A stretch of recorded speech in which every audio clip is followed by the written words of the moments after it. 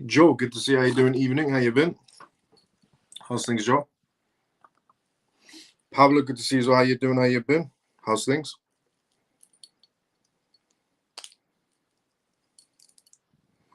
How was your weekends?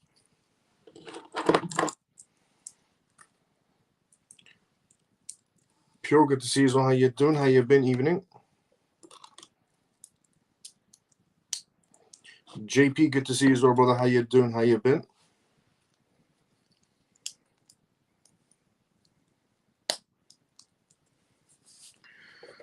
How's everyone doing?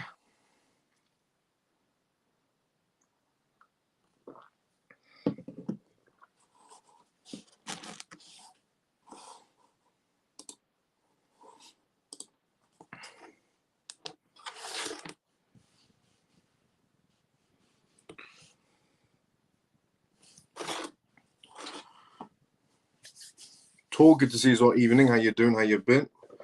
Evening, Miles, CMF. Let's go, Tor. Artistic, good to see you all. Hi, Miles.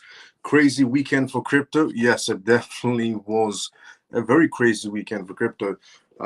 Some experts in terms of CEOs and executives are coming out and saying, what happened over the weekend was needed for the market space because the market space was too bullish and, we needed something to liquidate some positions so we can do the next leg up because there were too many long positions open on too many exchanges.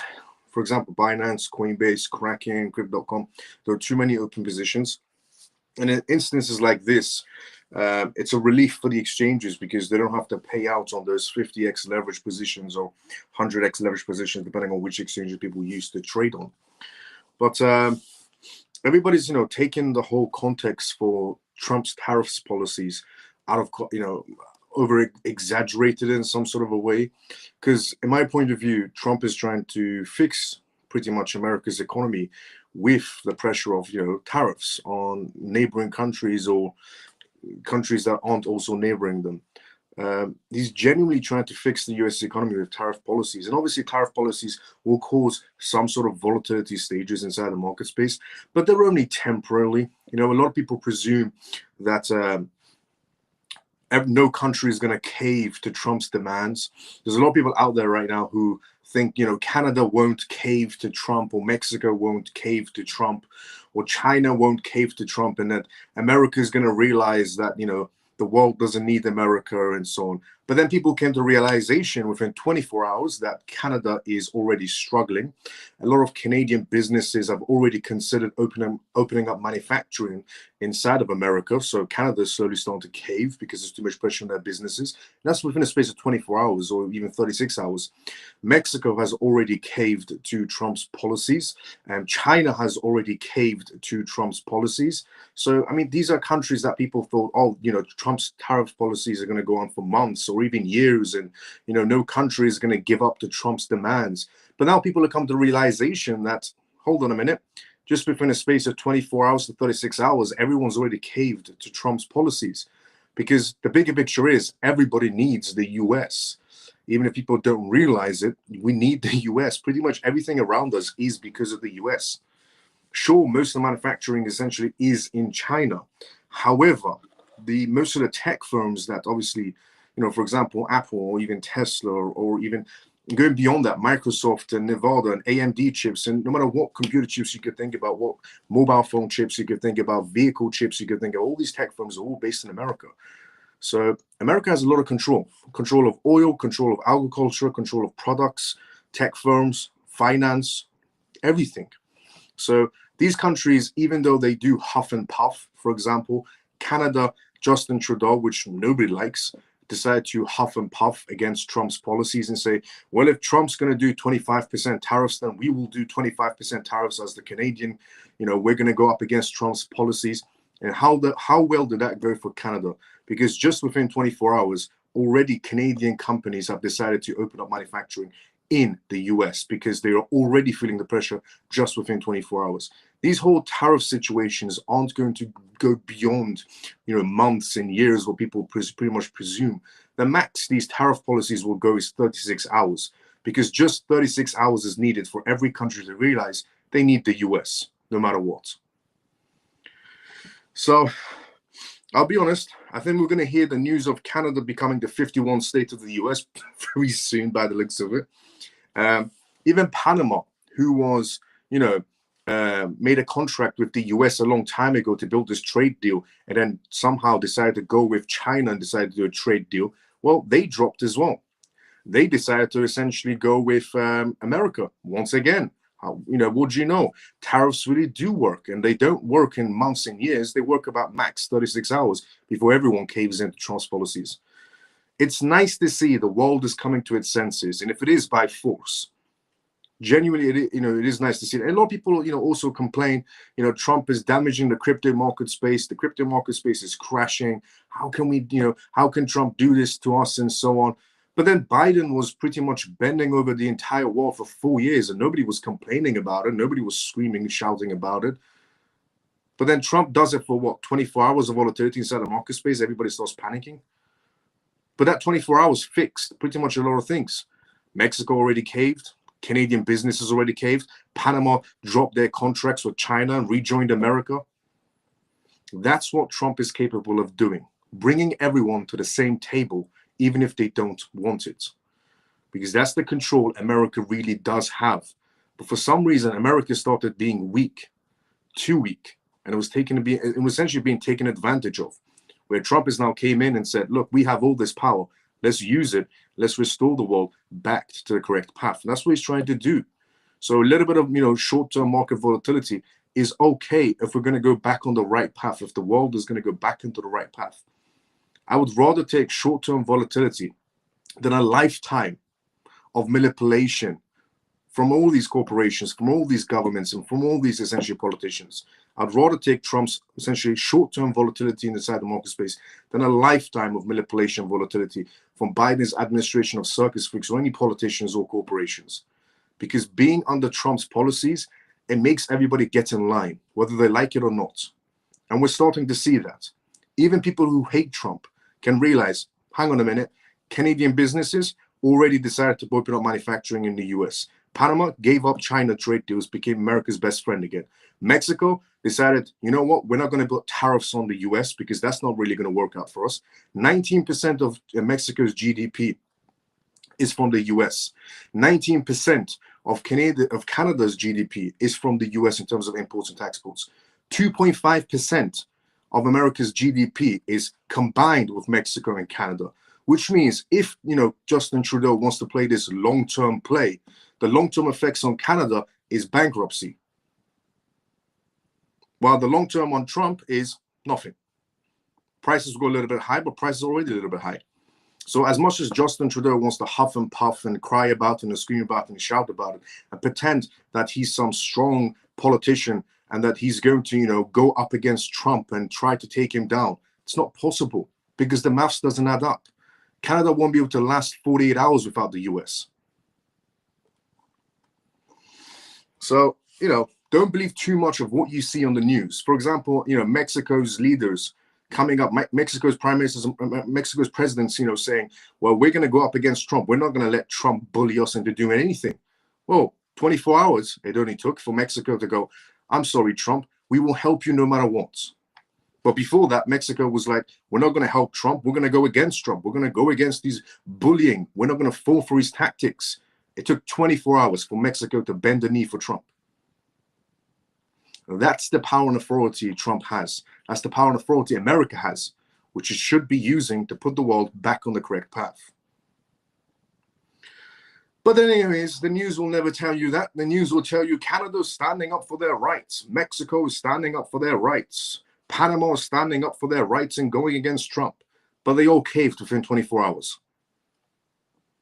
Because even if Justin Trudeau doesn't want to slow down on his tariff policies against the US, as if the US is going to get damaged in some sort of way, 2.5% combined Mexico and Canada, GDP for America. Canadian businesses are already feeling the pressure. And they don't really care for Justin Trudeau any sort of a way because they're moving manufacturing to the US. Hey, Miles, how you doing? So this, this weekend that we did have of extreme market volatility, it was needed. It was needed to wipe out some liquidation. It was needed to essentially wipe out some, long positions on exchanges because exchanges don't like the pay out their 50x leverages. Let's just be honest with ourselves. It was needed to put the world on the right path. It was needed for Trump to take control. It had only lasted 24 hours. It was never going to last more than that. Max we would have lasted was 48 hours. We were back to normal again. Hi, Miles. I'm glad January is out the way. Let's go 2025 for big pumps. Let's go, Paul. Hi, Miles. How you doing? Yeah, I'm doing great. Good to see you, How you been? How's it going today, Miles? JP is going great. Good to see you. How you been? Did you get worried last night? Nope, I never get worried. Just got back from a week in Las Vegas. Feel like I missed a lot of news, etc. Pure, good to see you. How you doing? Hope your Vegas trip went great. Hi, Miles and CMF. Dennis, good to see you. How you doing? How you been? Hi. I'm watching you from Switzerland. How you doing, Frank, from Switzerland? I've sold 60%, around $3. Got lucky to buy back at $1.95. Let's go, Khaled. Morning, Miles and CMF. Shelly, good to see you. How you doing? Morning. How you been? Sorry, I just had to take profits this weekend. Lol. Let's go, JP. Hey, Miles and CMF. Covetous, good to see you. How you doing? How you been? Hi, Miles and CMF. Stormy, good to see you. How you doing? How you been? Hi, Miles and CMF. George, good to see you. How you doing? How you been? He has to do this to fix it. Yes, he does. I'll be honest. Good evening, Miles and CMF. Ring Feather, good to see you. How you doing? How you been? Good evening, Miles and CMF. Hope you're feeling better now, pal. Ronnie, good to see you, brother. How you doing? I'm feeling a lot better. Hi, brother. Camel, good to see you. How you doing? How you been? I saw someone say that in order for the alt season to do well, Ethereum has to do well. Is that true? No. Load of BS. I was watching people from Canada say they wish the US would make them the 51st state. It makes more sense. Honestly, it makes a lot more sense for Canada to become the 51st state of America than ever before. Otherwise, Canada's budget that they keep on receiving from the US is going to get very limited. So they have no choice. They already caved. Pretty much, JP. Let's go. Good day, Miles. Mike, good to see you. How you doing? How you been? What was asked from China and what was their response? China has received a 10% in terms of tariffs, which is not really good for China because China is going to be importing essentially products into America. American consumers would have to pay 10% extra for Chinese products, which essentially makes Americans rather purchase American-made products than Chinese products because there's a 10% increase on prices, which is bad for China's economy. And because China, essentially one of their biggest market space to sell to is the US businesses, US retail section, and so on. So that's bad for China. So China already caved and said that, they want to have a conversation with Trump. They want to go back to their 2020 policies where they were best friends, when they were essentially, sitting at the same table. Good evening, Miles. How you doing? Khalid, good to see you. How you doing? So that's what's happened, Khalid. Happy Pisces. Good to see you. How you doing? How you been? A majority of Greenland citizens also want to join the US. Yes, that's true. I saw that. Good evening, Miles and CMF. Orphan, good to see you. How you doing? How you been?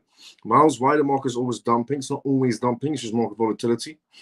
Good evening, Miles and CMF. Good to see you. Bull XLP, good to see how you been. And a lot of people are creating videos and saying, oh, this is it. This is the end of the bull run. Everything's finished. No, it isn't. It really isn't. Honestly, the amount of videos I've seen of crypto influencers creating these videos and saying, well, that's the end of the bull run. Everybody go home. You got left with holding the bag. That's it. No more crypto money is coming in. Are you crazy? Were you not here when a few days ago Trump signed an executive order? The biggest market space in the world signed an executive order to create a strict digital reserve asset. The SEC has a new chairman. They created a crypto task force under 24 hours before, essentially, after Gary Gensler left. The CFTC, Rostam Benham chairman left and a pro-SEC chairman came through. The FDIC chairman got replaced with a pro-SEC crypto person so that banks can work with crypto. Bank of America's CEO said at the World Economic Forum that banks are ready to use crypto. 3 days after all of that, market dumps a little bit or more due to tariff policies that were needed. And everybody creates videos and goes, well, that's it. The crypto bull run's finished. Everybody go home. You got left holding the bag. You must be a moron because a few days before that, everything happened on paper. So the amount of ridiculous videos I've been seeing from all types of influencers saying, oh, well, this is over. It's finished. Were you there when Trump signed the executive order? Honestly, the biggest market space gives a green light to the entire crypto space. 3 days before this whole volatility situation, everybody now goes, oh, well, it's finished. Everybody go home. Bull run's finished. We're about to get rules and regulations in the biggest market space in the world. The rest of the world is going to follow America's footsteps just because of the US creating essentially and saying that we want to become capital of cryptocurrencies. India today, the fourth largest market space for the digital system for cryptocurrencies, came out and said, because of Trump, we're going to create some friendly policies to get involved more inside the crypto space. South Korea is opening their doors even more to the crypto space because of Trump.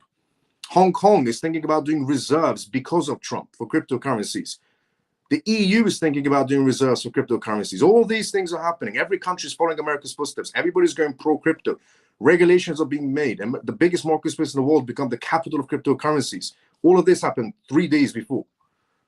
And we have a tariff policy situation on the weekend, and crypto influencers go, well, that's it. The market's finished. Everybody go home. Bull run's done. No, it isn't. It really isn't. Because we're just about to get started after all those signatures.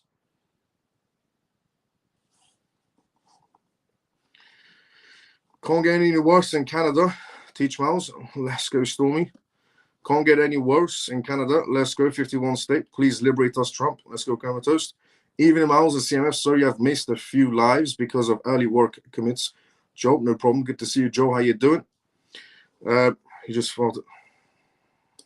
Really? Even Miles and family. Ian, good to see you. How you doing? How you been? Even Miles and CMF. Pierce, good to see you. How you doing? How you been? Good morning, Miles and CMF. Ghost Brother, good to see you. How you doing? How you been? Even Miles and CMF. Manny, good to see you. How you doing? How you been? It was needed for us to buy more. Exactly. Trump said to implement tariffs before he became president. He becomes president and does exactly import tariffs, and the retail panic and decide to sell their cryptos. I really don't get it. Neither do I. I'll be honest. Because, you know, this drastic drop we had inside the crypto space over the weekend because of tariff policies? Yeah. Before Trump became president, before it was, you know, first it was Trump versus Joe Biden, and then Joe Biden drops, and then it was Trump versus Kamala. When all that situation was going on, one of Trump's policies was, I am going to do tariffs on every country. So Trump lets everybody inside the retail section and everybody inside the corporate section know he is going to do tariffs when he becomes president. And then we go into voting and everybody votes for Trump. Trump becomes president. January 20th passes. Trump implements tariff policies and everybody goes, how can Trump do that? The guy said he's going to do tariffs. And then for some reason, everybody panics. That was an over-exaggeration, essentially, when it came to the crypto space. Really over-exaggeration.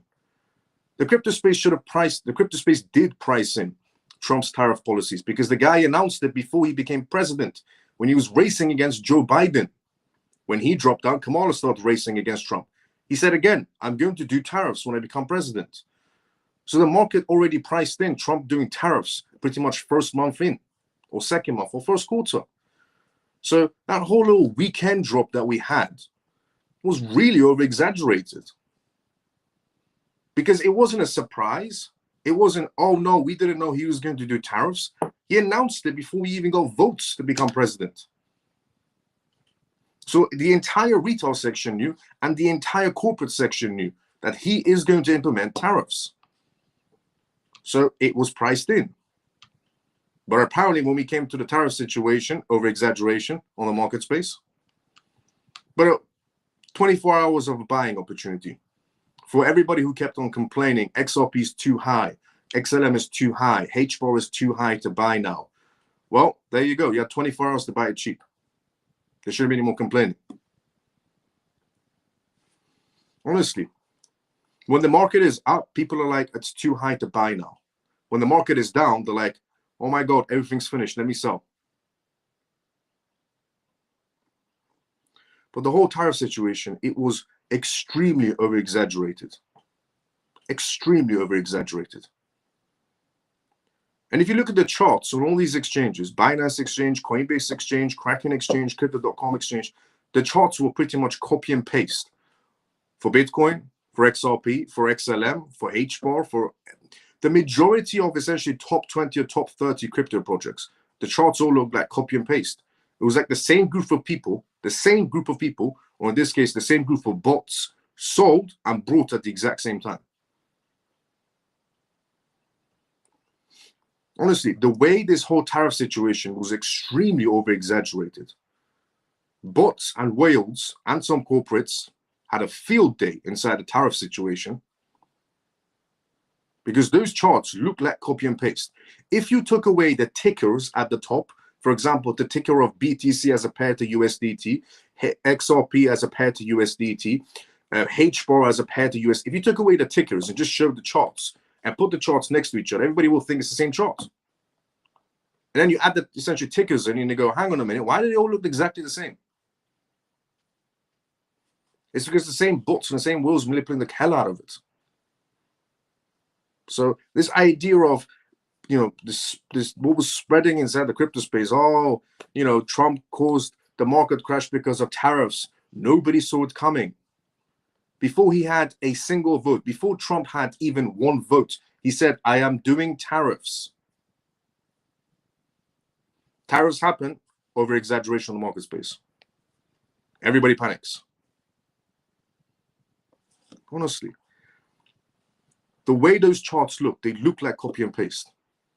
If you took away the tickers on those charts and just put 6 of those charts, if you put BTC, XRP, XLM, HBAR, ADA, all these charts next to each other and took away the tickers, you would think I'm showing you the same chart. The level of manipulation over the weekend was crazy. But in situations like this, it's a buying opportunity for intelligent people, not a panic situation. And for anybody out there who's still creating videos and saying, the market's over, everybody go home, crypto influencers lied to you, you got left holding the bag. Trump signed an executive order, that doesn't mean anything. The biggest market space in the world says they want to become the capital of cryptocurrencies, that doesn't mean anything either. Every country around the US wants to follow America's policies into the crypto world, that doesn't mean anything either. Bank of CEOs, essentially the Bank of America's CEO coming out on the World Economic Forum and saying, banks are ready for crypto, that doesn't mean anything either. The FDIC chairman who was stifling crypto from working with banks, now removed, that doesn't mean anything either, apparently. Gary Gensler, who stifled the entire crypto space, fired or resigned January 20th, that doesn't mean anything either. A crypto task force that was created after Gary Gensler left overnight to advance crypto policies, that doesn't mean anything either. The amount of positivity that's happened inside the crypto space, everybody forgot over the weekend due to short-term noise that lasted 24 hours. And by the way, every country caved to Trump's policies. And Canada might be still standing strong on the news, but in reality, Canadian businesses are already leaving Canada and entering the US. Honestly, the amount of manipulation was crazy on the weekend. Because just the surprise act of, we didn't know he was going to do tariffs. It was just an excuse for manipulation. That's all it was. It was just an excuse for manipulation. And it worked. Hello, everyone. Denise, good to see you. How you doing? How you been? Calm, you'll just get along. Stormy, facts. Love your enthusiasm, confidence, Miles. Let's go, Suze. Miles, will XDC be a high price? Employees? Yes. And 3-figure price? Yes. Under the correct regulations, on the correct adoption rate? Yes. At least people can see things are happening now. Nothing will be hidden anymore, 100%. Yes, facts. Trump is the only president, and his entire administration is the only administration I've ever seen in my entire life who has shown full transparency. Full transparency. I've never seen a government show full transparency in my entire lifetime. Where they came out today, even said US aid, who's handing out billions to random countries for no apparent reason when Americans can't afford food to put on their table, and which got stopped, which is good. Honestly, the things that they're implementing in the US, every country should be implementing for their own countries. And every country should pretty much stop sticking their nose into other people's country and focus on their own. There's an old saying which says, before you help out to turn on your neighbor's light, first turn on the light on your house and then turn on your neighbor's light. which is what Trump is doing. Trump is first going to turn on the lights in America and then help out everybody else, which every country should be following his footsteps, not just in the crypto space, which they already are, but they should be following Trump's footsteps in general. Because let's be honest, if you're anybody else living in any other country except the US right now, we're all doomed. Honestly, the people that are living in the US right now are going to have incredible lives ahead of themselves. But everybody else that's living outside the US, not so much. Because unfortunately, we still have moronic politicians leading us into pretty much nothing. Everybody criticizes Trump for his movements, but he is the only one fixing this world right now. He's the only one fixing America's economy right now. He's the only one helping his own people. He's the only one that actually cares about becoming president, that cares using his presidential authority. Whereas other politicians just care about the money they can rip away from tax-paying dollars.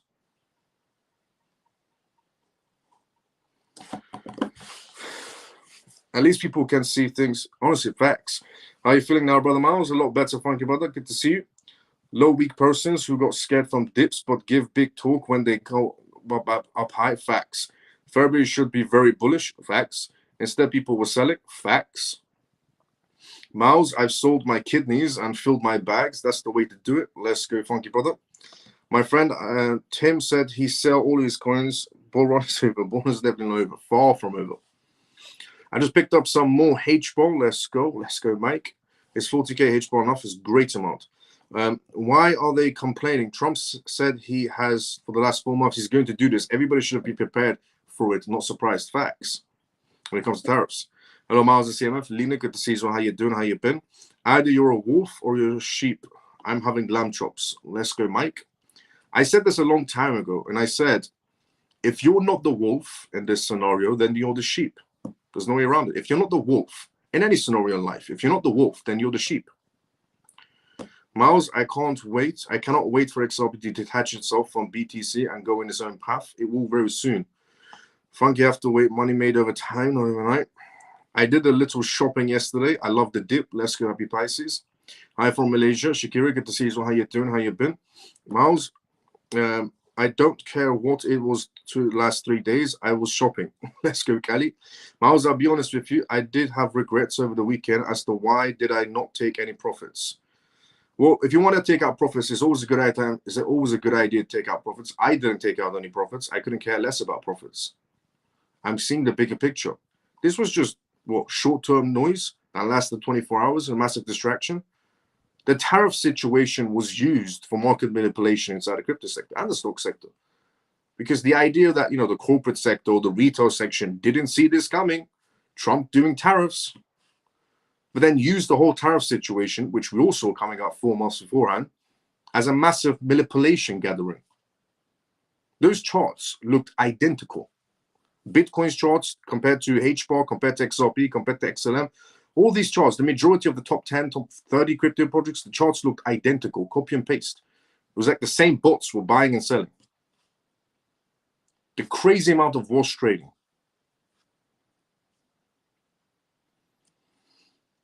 And there's so many factors in play. One of them is exchanges, for example, don't like the idea of paying out on long positions. When there's too much long positions, that people are doing 20x leverages, 50x leverages, 100x leverages, 150x leverages, and there's too many people doing long positions. Well, when situations like this come about, exchanges take this time and moment in life to take advantage and create some manipulation because they don't want to pay out the 50x or 100x long positions in futures.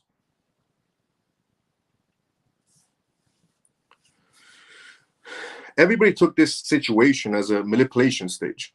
It could be, the bots manipulation, the exchanges they want to pay out. They took advantage of manipulation, tariff situation, corporate section. So many factors, so much manipulation. Hi from Malaysia, Shakira, good to see you. How you doing? Read that one. Miles, what is correct adoption and regulation of XDC will need to get three vig as well?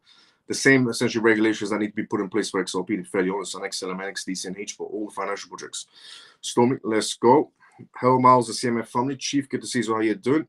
Good evening, Miles. I hope you're well, mate. Let's go, Addy. How you doing? How you been? Funky that is formal. You need to have a bigger, especially end of wokeness too. Facts. The biggest thing is end of wokeness. Money mean nothing when you play fire and dance with things. Hello, Miles. Richard, good to see you. So how you doing? How you been? Zach, let's go. Nobody born a man. Zach, yeah, facts. Now, welcome to the CMF Live. If you're watching this for the first time ever, this is the CMF Live, and it stands for Crypto Miles Family. And my name is Miles. I go by the persona of Crypto Miles, and I'm the host of this live. And on this live, Monday to Friday, 11:25 p.m. UK time, I talk about the most recent news that's happening around the world and give my perspective on the matter. And the news I discuss on this live, Monday to Friday, 11:25 p.m. UK time onwards, is news regarding cryptocurrencies, CBDCs, AI, politics, and regulations. And we also do Q&As on this live as well, which means if you do have any questions, put it down inside the comment section. I'll be more than happy to answer any questions you may have. The disclaimer of this live, as always, is not financial advice, not political advice, and whatever I say is only for entertainment purposes. So if you watch this for the first time ever, welcome to the CMF Live. If you're regular, let's go CMF. I just want to take this second also to say I've been getting a lot of notifications on X. Thank you so much to everybody that's watching right now on X, who's liked this live, who's retweeted this live, who's put a comment outside the live and hashtag the XRP on me, hashtag XRP in general. And thank you so much to everyone on YouTube who's watching right now as well, who's also liked this live on YouTube and put a comment outside the video as well. If you haven't already done that, CMF members, take a second to go outside the live, like, comment, and retweet on X, and then enter right back in. Let's grow this family. Let's help a lot more people and put a lot more people on the correct path.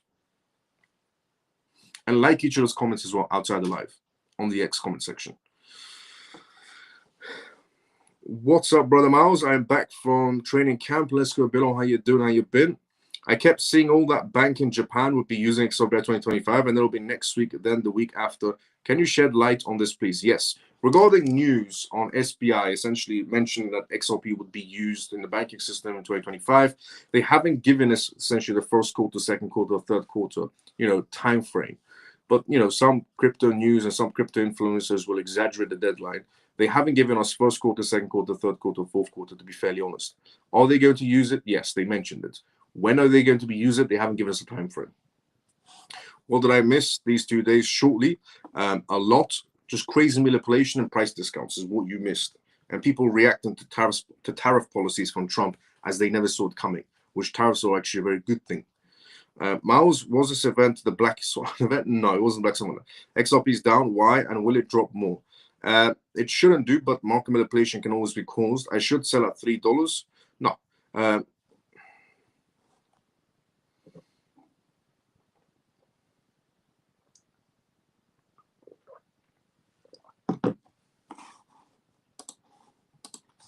Okay, first news on tonight's live is the tariffs, Trump's tariffs.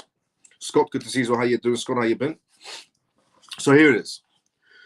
Trump's tariffs spark a crypto crash.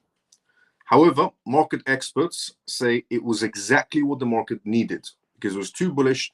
It needed to be, brought down a little bit before it could spring back up. The ongoing shift in the U.S. economic essential strategy, particularly regarding tariffs, extended beyond trade policies and function as a part of a broader monetary approach. According to Jeff Parks, the head of Alpha Strategies at Bitwise, this strategy connects to essentially the Triffin dilemma, an issue tied to the US dollar's role as the world reserve currency. He said the US wants to keep borrowing cheaply, but at the same time, it needs to weaken the dollar and essentially rebalance trade deficits. That's the paradox, and tariffs are being positioned as an indirect tool to force movement in that direction. Since global trades relies on the dollar, foreign governments and central banks must hold large reserves of it. This dynamic keeps the dollar structurally overvalued, making the US exports less competitive while allowing the government to borrow on favorable items. To maintain this system, the US has historically run precedents and trade deficits, effectively, essentially supplying the world with dollars at the expense of industrial bases. Now, however, Park notes that the US is looking for ways to counter the negative effects of the overvalued dollar without giving up its borrowing essential advantages. Tariffs are being essentially used in this context, not as a conversional measure, but as a tool to influence foreign governments' dollars and reserves and US Treasury holdings. If successful, tariffs could set the stage for a modern version of the 1985 Plaza Accord, Park says. But instead of direct negotiations, the US is applying anti-Semitic economic pressure.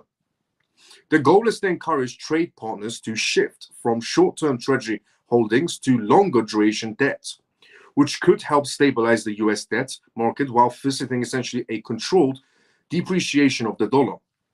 However, this strategy carries risk. Tariffs increase cost, which can contribute to inflation, and prompt central banks to adjust policies in ways that could create instability in terms of financial markets, including crypto. But we had a very over-exaggeration version of that. And tariffs won't cause too much inflation, because we're already too much inflation due to the Biden administration, but tariffs will cause a price increase. It only depends on how long it takes every country to cave. And by the looks of it, it didn't take too long, because Mexico already caved within 24 hours to Trump's essentially policies, so did Panama, and so did Canadian businesses. So Trump's tariff policies lasted 24 hours before Mexico, Panama, and China and Canadian businesses all caved. 24 hours it took. If inflation rises too quickly, the Federal Reserve and other central banks may respond with measures that heighten volatility across risk assets. People assume tariffs are just about trade, Park adds. But if you step back, they're part of a broader monetary strategy. One that, if executed correctly, could reshape the entire global financial balance, which is what Trump is trying to achieve. Bring some balance. If the US weakens the dollar while maintaining low borrowing costs, financial conditions could become more favorable for risk assets, like cryptocurrencies. Park explains, Trump's primary goal is to lower the 10-year Treasury yield. And the reason is simple. His financial interest essentially depends on it, particularly in real estate. His push for Jerome Powell to cut short-term rates and then essentially realizing it wasn't working was essentially the catalyst. Never underestimate the straightforward incentives of someone transparently driven by profit, aligning them with essentially be more strategic. Initially, the administration pressured the Federal Reserve to cut rates. When that approach did not yield the desired outcome, tariffs became the next tool. As tariffs increase costs and slow economic growth in major trade essentially dependent economies, foreign governments are likely to respond with monetary easing and physical essentially packaging, which could weaken their currencies relative to the dollar. And this in turn would export inflation back to the US while increasing global liquidity. And it has already happened. The Canadian dollar dropped. Mexican pesos dropped. Currencies, essentially the countries that Trump has already established tariffs on, their currencies dropped in value because they won't last. Going up against Trump is a losing battle for any prime minister or politician or president. Going up against the US under a Trump presidency is a losing battle for any country.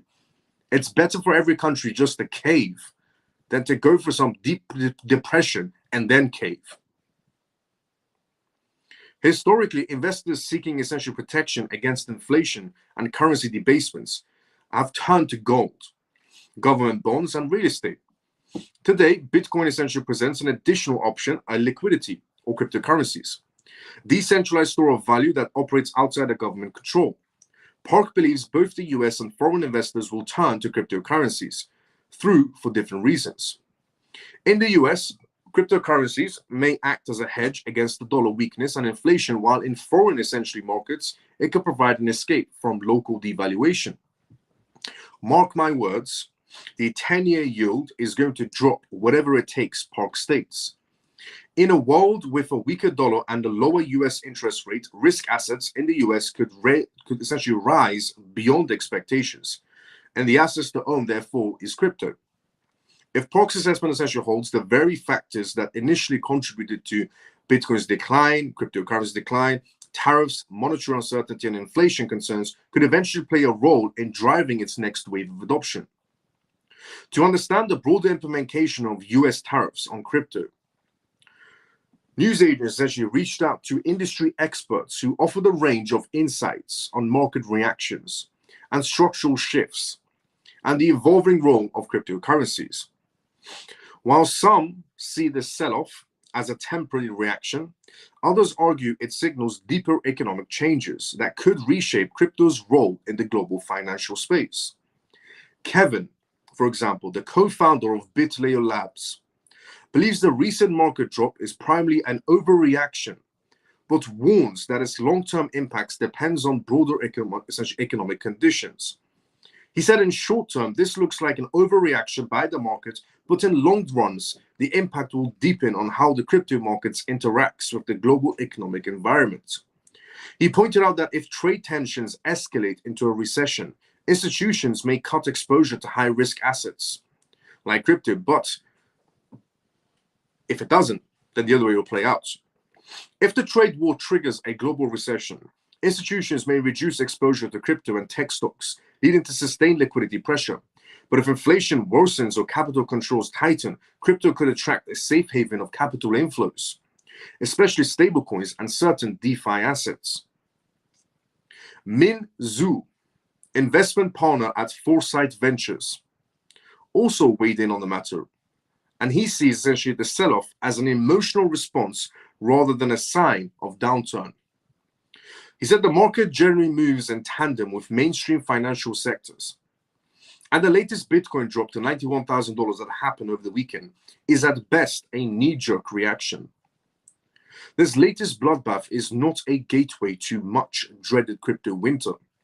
While short-term volatility dominates experts argue that tariffs could trigger structural shifts in crypto markets. After mining dynamics to liquidity flows, Daria, for example, the head of research at Changelly, believes Trump's economic policies may push more investors towards decentralized assets. As technology beyond government control, crypto could become a hedge against economic and political instability. Ironically, its adoption may accelerate not due to direct support, but as a refuge from policy-driven volatility. She added that Bitcoin's rising dominance suggests that the investors already see it as a hedge in uncertain times, or cryptocurrencies in general. And today's surge in cryptocurrency dominance and Bitcoin's dominance to 61% suggests that investors within the space already view BTC and cryptocurrencies as an asset, as an alternative asset. Raising tariffs on mining hardware could also impact Bitcoin's long-term valuation stability. Raul, the founding partner at GAF Capitals, warns that higher operational costs may push smaller miners out of the market, affecting network security and transaction fees, which is something that was bound to happen, which was already priced in as well. Regarding Bitcoin mining industry, was already priced in that the smaller mining corporations will never be able to outlast, and the bigger corporations that are also on the public market, on the open public market, will last pretty much more longer time trial period than the shorter mining industry for Bitcoin. If tariffs remain in policy and remains continue to face rising operational expenses, we might witness a lasting change in market sentiments. Increased mining costs could lead to higher transaction fees, hindering innovation and fuel prolonged, essentially bearish trends. In other words, the next time we have a tariff situation, the market over-exaggerates. Every time we have a tariff situation, the market over-exaggerates it. It's going to put a lot of pressure on essentially Bitcoin mining industries, which will cause Bitcoin to have higher transaction fees. And if Bitcoin has higher transaction fees, that means people inside the crypto space will run to alternative assets. A crypto project, for example, that has lower cost on transactions and faster transactions and can actually process transactions. However, some believe Bitcoin's mining network will adapt to this whole scenario. Alexis, for example, chairman of Yellow Network, notes that large-scale miners have historically been able to relocate or adjust to new economic conditions. While any additional hardware requirements might stress out smaller miners, bigger institutional-scale Bitcoin miners can adapt and maintain profitability. He also essentially pointed out that on the rising cost essentially could lead to higher break-even prices for Bitcoin, potentially setting new price floors. With greater mining cost comes greater break-even prices for Bitcoin, which can potentially set essentially higher floor prices.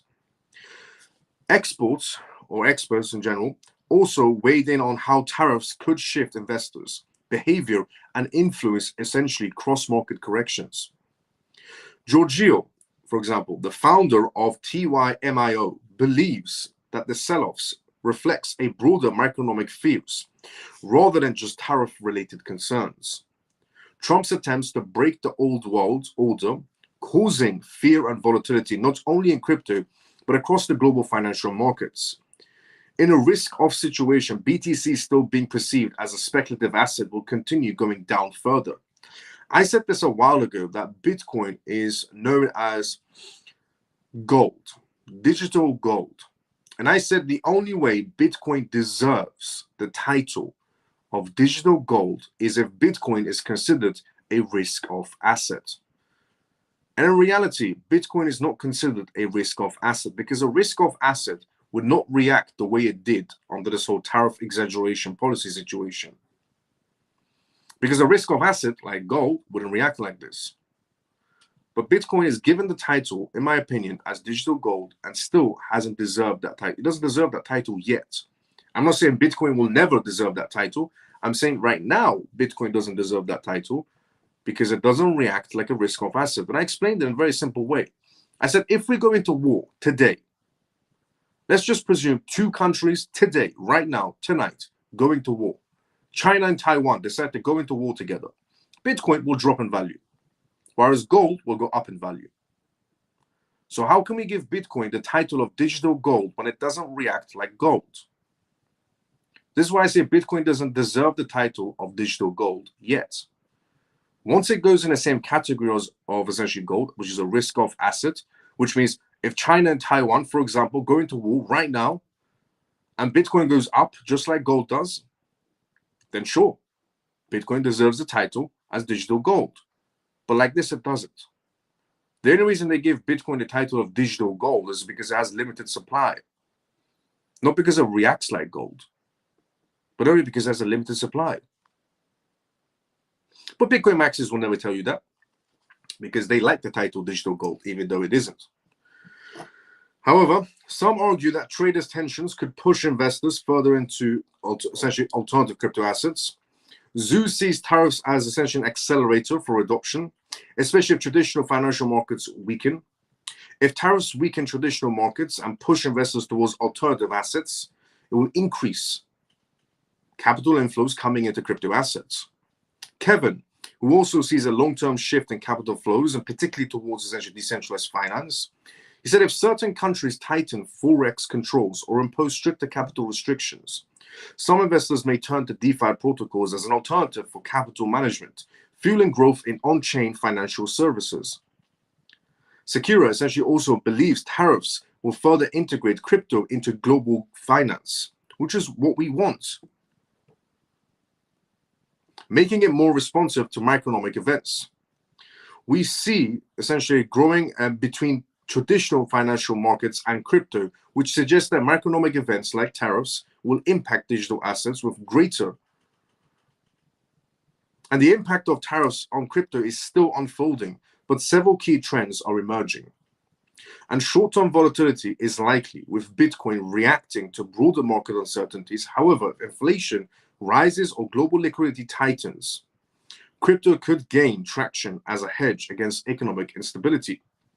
While the long-term outlook remains strong, over-leveraged traders and those betting on immediate rebounds should trade essentially or thread cautiously, because macroeconomic shocks could still reshape the playing field. So the more we go into this tariff situation, the more people will be running towards alternative assets. But in this case, when we had the first tariff situation, which apparently no one saw coming, even though it was announced 4 months before Trump became president, the market over-exaggerated the tariff situation, which shouldn't have, but it did.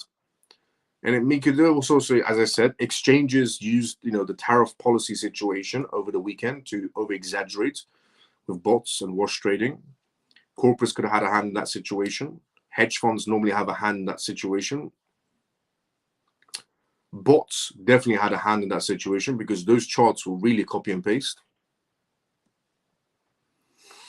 But in general, tariffs, good or bad for the economy? Good. because of short-term volatility and a lifetime of peace. Or we can go, back to the old ways with Biden's administration of circus freaks and let the prices climb higher and higher, and where everyone becomes absolutely broke. Honestly, for 4 years, Biden's administration ruined the US economy, ruined the world economy, and nobody batters an eye. Trump causes 24 hours of market essentially volatility to fix a broken economy, to fix the world's economy. Everybody goes in panic mode. How can Trump do this? It's ridiculous. And then you get the liberals and the Biden administration supporters coming out and going, well, you guys said Trump is going to fix the economy. And then they go, oh, well, I thought egg prices are going to come down. What happened to Trump's policies? He said egg prices are going to come down. Gas prices are going to come down. Fuel prices are going to come down. All these Biden administration supporters coming out of the woodworks and going, well, Trump said he's going to fix all these prices, but he didn't do it. But the funny part is, when we were under Biden's administration, all of these Biden supporters were saying egg prices aren't too high. Who said egg prices are high? Gas prices aren't high. Electrics aren't high. Food prices are not high under Biden's administration. But now that Biden's gone and Trump's in power, they're going, well, who's going to fix these prices? Because Trump said he's going to fix these prices. Honestly, the Biden administration, circus freak clowns who follow them around, the supporters of Biden, are the most moronic, low IQ, goldfish people I've ever seen in my entire life. Because under Biden's policies and administrations, they're like, nothing's high. Biden's doing an excellent job. And when Trump says, no, he isn't, I'm going to fix all these things. And when it goes into Trump's policies, and it's only been like a week or two, they go, oh, I thought Trump was going to fix the egg prices. He didn't. But under Biden's administration, I thought the prices were cheap. What happened to that one? But yeah, this whole situation, honestly, over the weekend was definitely taken over exaggeration. Crazily over exaggerated. But yeah, exchanges had a field day, bots had a field day. A lot of factors in play. A lot of people had a hand in this whole tariff situation on the market space, even though they also were coming 4 months beforehand. Honestly, but the funniest one was people saying, oh, crypto's over. I told everyone crypto's over. That was the funny one. The influencers coming out of the woodworks and saying, well, that's it. Everybody go home. You got left holding the bag. It's finished. Yeah, sure it is. Moving on to Senator Luminous, who is still pushing for a Bitcoin reserve, even though crypto reserve makes a lot more sense. And she brought up this. Senator Cynthia Luminous has proposed a strict Bitcoin reserve, once again, to essentially address the US national debt, which stands at $36 trillion. And that she believes that Bitcoin's growth in value could help reduce this debt significantly over the next 20 years. Senator Luminous essentially agrees that this reserve would fix the financial error made by previous generations and ease the economic burden on younger Americans. In a recent interview, Senator Luminous stated that Bitcoin reserves could potentially halve the national debt of the US. And she noted that Bitcoin has historically increased in value by essentially about 55% each year, although she anticipates that this rate will decline over time. Even with slower growth rates, she believes that investing in Bitcoin now could help pay off a large portion of the debt in the next 2 decades. Luminous mentions that Robert F. Kennedy Jr., who supports a similar approach, and she thinks that if a substantial reserve is created, it could eliminate the national debt entirely. And she sees Bitcoin as the only asset capable of such a significant growth and a way to correct years of financial mismanagement. Last July, Luminous introduced the Bitcoin Act, which suggests that the US government should acquire 1 million Bitcoin as a part of its financial strategy.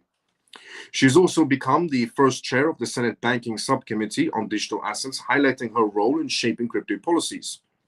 And support for a Bitcoin reserve is gaining traction at a state level.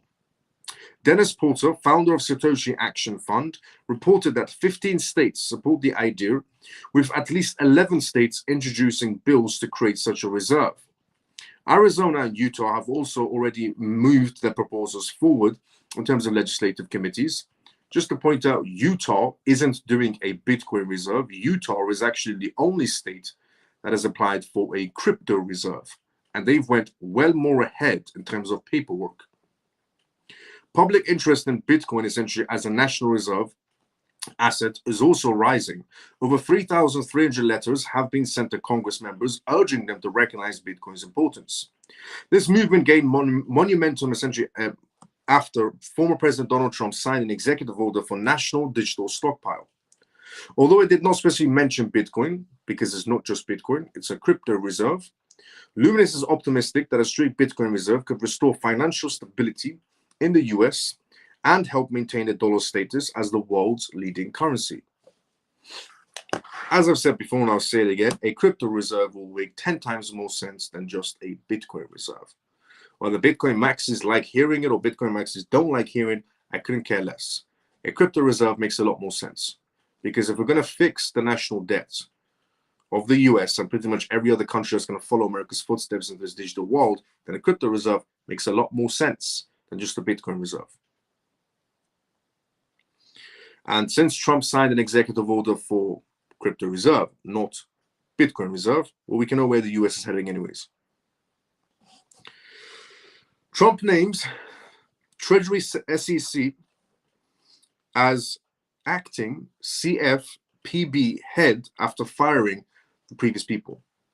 So Trump did some other movements today as well, where he removed certain people from certain high-profile seats, and he put his own people around them, which, as he should do, he is the president of the United States.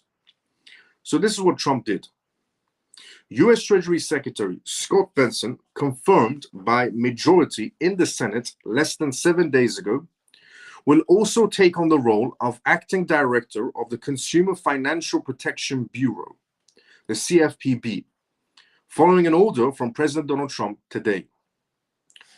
The CFPB said Bessent would become an acting head of the government's agency after Trump fired, essentially, Rohit Chopra.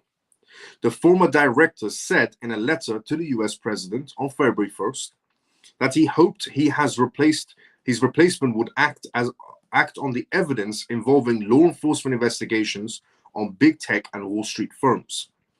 It's unclear why Bessent, who has just taken on the role of the leading of one of the biggest financial departments in the US government, will also head the CFPB until the Senate can confirm a replacement. In the lead up to his Senate confirmation, Bessent also echoed many of the administration's views on crypto, including opposing the creation of CBDCs. The Trump administration has reportedly been exploring ways to reduce government agencies' authority over banks, with Tesla's CEO and unofficial presidential advisor Elon Musk calling to delete the CFPB. The US president also issued an executive order requesting all departments and agencies to halt their proposed rules and potentially affecting regulators like the Securities and Exchange Commission (SEC), Commodities Futures Trading Commission (CFTC), and CFPB. With the departure of Chopra, the previous chairman, who was essentially nominated by former President Sleepy Joe in 2021, Trump now has many of his hand-picked candidates in positions of authority over US financial regulators. SEC Commissioner Mark, for example, the serving acting chairman until the Senate decides on the nomination of Trump's pick, Paul Atkins, and CFTC Commissioner Caroline Pham, who replaced Rostam Benham as the acting chairman of the CFTC on Trump's day. The CFPB is currently facing a lawsuit filed by technology trade groups TechNet and NetChoice over the Bureau's rule to essentially regulate payment apps and digital wallets in much of the same way as banks.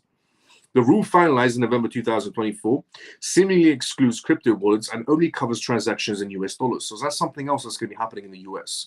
If the US wants to become the capital of cryptocurrencies, which it does, and which is essentially Trump leading this charge, which we know Trump is a man that if he says it, he'll do it.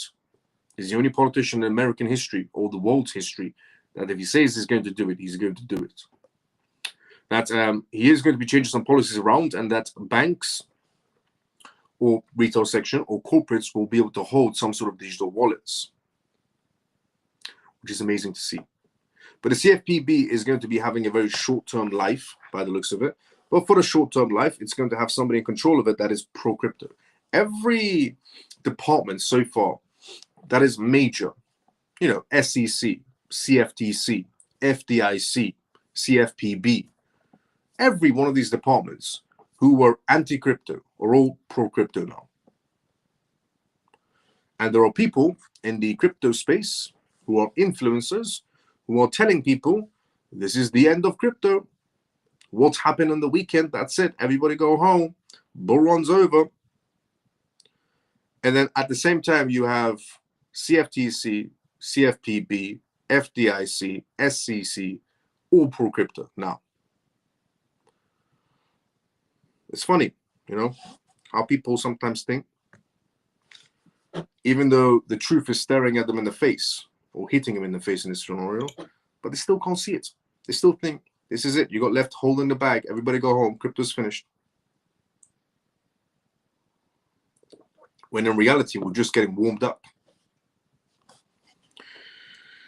An analysis company has came forward today and said, we're entering into a new phase in this bull run. Be prepared. Now, who is this analysis firm? Well, it's essentially CryptoQuant. CryptoQuant essentially is an analytics company who has given their perspectives on the market space for a while. And they're correct on the market space, on the movement. So is K33, not an analytics company. So here is their perspective now that's came out today. Cryptocurrency analytics company, CryptoQuant, has essentially assessed the latest Bitcoin market trends and cryptocurrency trends and stated that the largest cryptocurrencies has entered a new phase in this cycle. Bitcoin, which essentially has recorded an impressive 129.2% rise over the last 12 months, recently surpassed essentially the $100,000 threshold again. Citing recent statements from its founder, Ki-Young-ju, the CryptoQuant CEO explained that Bitcoin is currently in the final stages of a bull market, but there's still room for further growth. Ju said we're in the early distribution phase for cryptocurrencies in general, as new retail investors are entering, and Trump's global promotional essentially impact could extend this bull run for a few more quarters, not months, but quarters. As in the run that we're in right now is going to get extended, not end, extend for a few more quarters. I'll be honest, it's going to extend to 2026, 2027, 2028, 2029, 2030. Because the more we go out through these years, the more regulations we'll have in place, the more adoption we're going to have in place, the more the world's going to go towards this digital section. For example, Lloyds Bank, one of the biggest banks, decided to close down all their branches. They announced it. They're going to be closing down all their branches, Lloyds Bank, and they're going to go fully digital. Santander Bank is also going to decide to go fully digital as well. They're closing down all their branches, all of them. There's a lot of banks doing this. A lot of corporations are getting ready for this digital world. Obviously, due to America becoming capital of cryptocurrencies and new CFTC, you know, CFPB and SEC, FDIC, a lot of things happening, a lot of things in motion. And some people think, well, this is it. It's the end of crypto. Morons. CryptoQuant's analysis integrates essentially the Dove theory, a widely used model for understanding market movements. The Dove theory essentially divides market trends into two main phases, the accumulation phase and the distribution phase.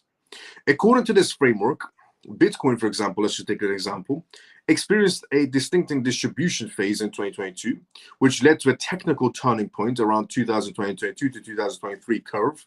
And this was followed by a large accumulation phase throughout 2023 and 2024, paving the way for a transition to the current distribution cycle. Despite entering a distribution cycle right now, Bitcoin still has the potential to reach new highs and cryptocurrencies in general, according to this analytics firm. CryptoQuant's assessment notes that Bitcoin's funding round rate remains relatively low, similar to levels observed in summer of 2024.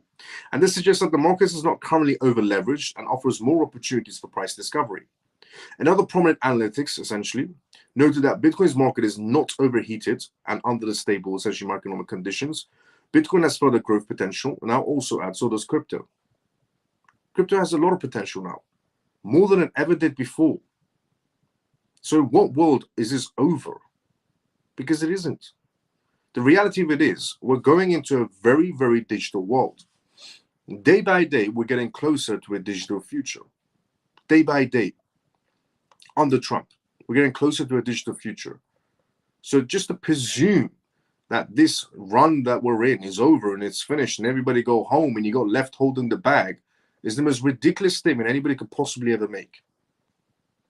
With every change that's happening, and the biggest one being the president of the world's biggest market space signs an executive order to make the US the biggest market space in the world, the capital of cryptocurrencies, which makes every country essentially follow America's footsteps, which we'll go through today as well. For example, India, which we'll go in more detail today about, but just give you a little segment. India announced today that they're going to be easing their crypto policies and becoming a lot more crypto-friendly because of Trump. India is the fourth biggest market space for cryptocurrencies. They're bringing a lot of capital to the table. Thailand, also because of Trump, today decided to ease their crypto policies because America is about to become the capital of cryptocurrencies. Hong Kong said they're waiting to see what Trump reveals, and they're going to follow exactly what Trump does. China is about to be opening their doors to cryptocurrencies again. There's so much happening around the world in terms of digital payments and cryptocurrencies and regulations and policies and new regulators that just to presume even for a second that this run is over is the most ridiculous thought you can possibly have. Elon Musk today decided to once again introduce the idea that he backs blockchain to help US Treasury fight fraud. Which I think, again, as I said the first time around, is an incredible idea and should be implemented. Blockchain in politics is amazing when it comes to budgeting. Because everybody wants to know where their tax-paying money is going towards.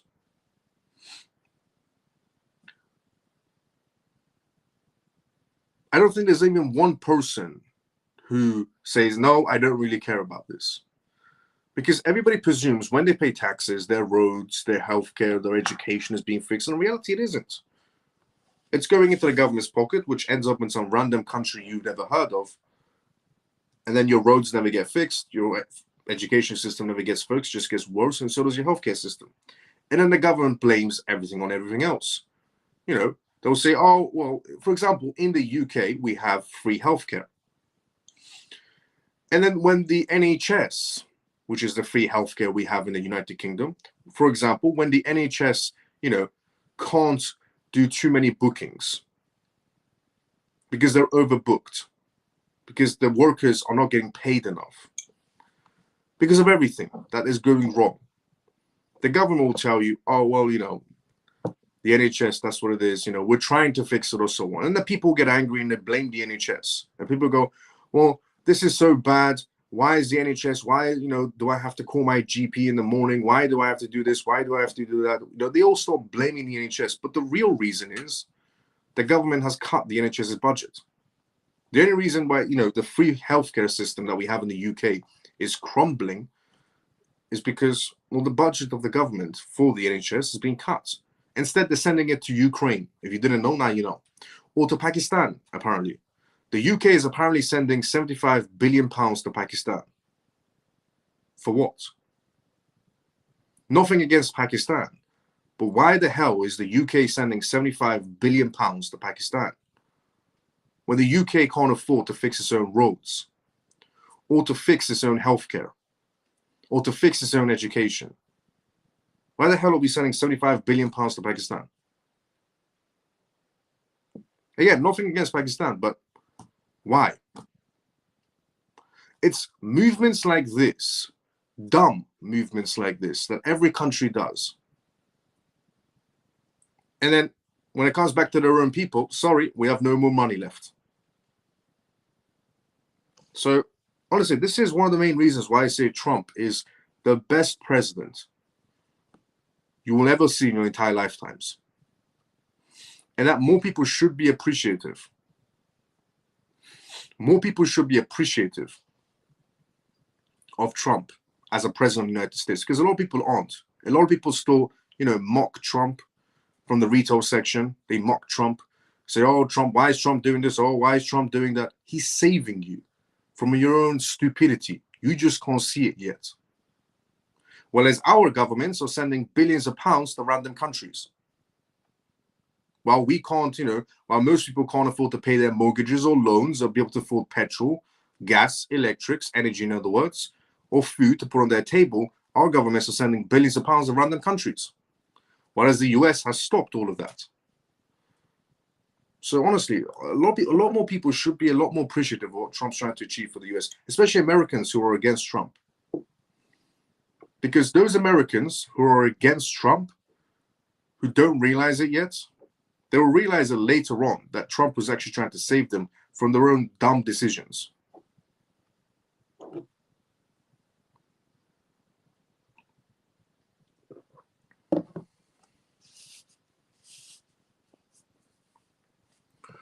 Honestly, the best president in the world. And some people might say, oh, well, stop, begging it to Trump or so on. I'm not begging it to Trump. He's doing a great job. When someone's doing a great job, you pat them on the back and say, well done. That's exactly what I'm doing.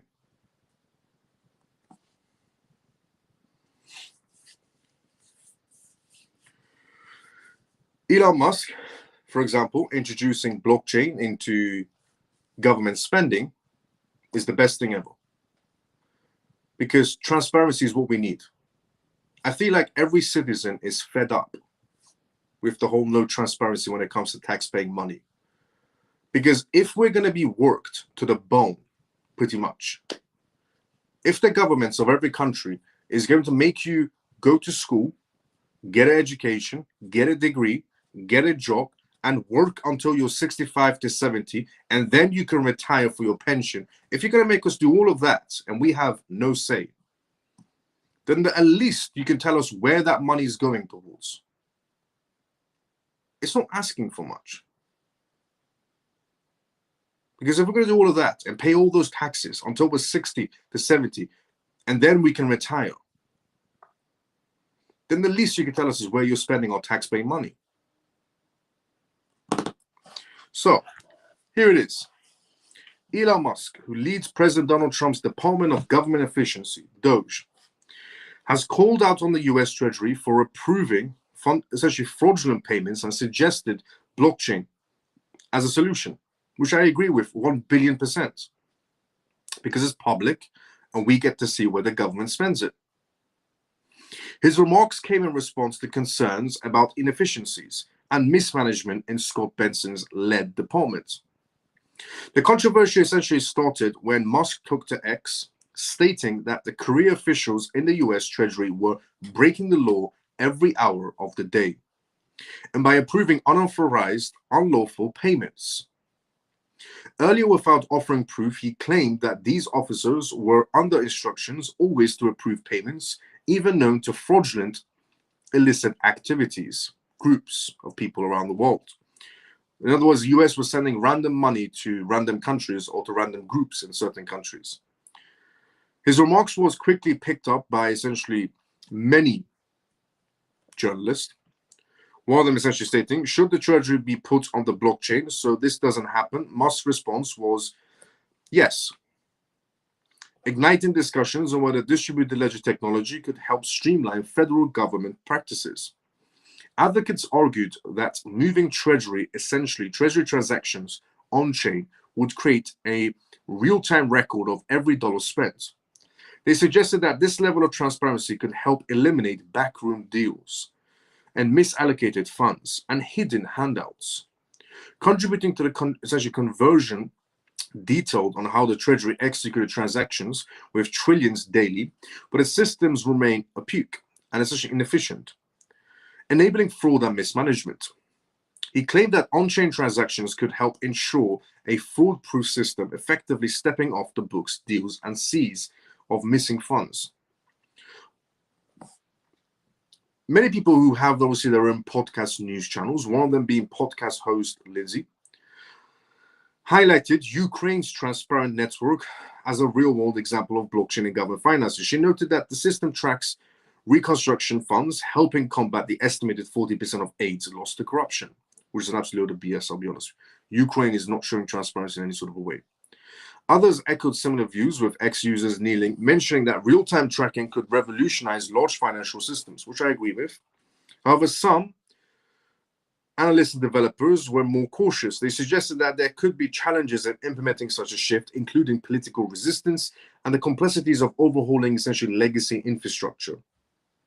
Musk's remarks come in the wake of reports that Doge may have gained access to sensitive taxpayer data held by US Treasury in an attempt to illegally withhold payments to various government programs. A lot of people right now in America are criticizing Elon Musk. Right now, there's a lot of people in America criticizing Elon Musk. They're saying Elon Musk is not an American citizen, that Elon Musk has no right to look into the US financials, that Elon Musk has no right to fire anyone in a high-profile seat in the US. Well, let me be very honest with you. If it's not going to be Elon Musk who is actually looking into all these figures, then no one else is, which means the level of corruption will either continue or increase. So thank God that there is someone like Elon Musk who gives a toss about anyone in America, that cares about American citizens, and decides, you know what, I'm going to go out of my way and look into the financials of the US and save the US taxpaying dollar money, the US taxpaying retail person money, and save them a lot of money. And there are people criticizing Elon Musk's movements in the US. There are people genuinely criticizing Elon Musk, saying, how can Elon do this? How can Elon look into the US tax-paying information? How can Elon Musk look into these, essentially government departments? What right does Elon Musk have? This man is trying to help you, and you're rejecting it because you're a brainwashed, delusional person. Where, honestly, the level of brainwashing sometimes on some people is crazy, where people are rejecting somebody trying to stop corruption. Because everybody, complains about the level of corruption. But when there's somebody actually doing something about corruption, everybody goes, no, thank you. Because that's what Elon Musk is trying to do. He's trying to fix the level of corruption, but people are rejecting it. People are calling him, non-American citizen. He has no rights. Honestly, if he doesn't look into it, no one else will. The level of it's just crazy. It's just absolutely crazy.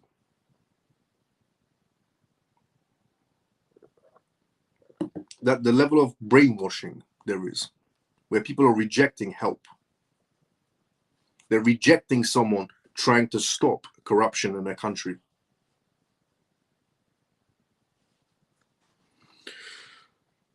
Now, I talked about the stock market going 24 hours because Wall Street decided to dabble with the idea of becoming a 24-hour market space. Well, now a derivatives market space is thinking about dabbling with a 24-hour market space in the US as well. But before we go through that news, let's go inside the comment section first. As I said previously, this is live, which means if you do have any questions, put it down in the comment section. Be more than happy to answer any questions you may have. So let's go inside the comment section first, and then we go straight into the next news. So let's see where we're at inside the comment section.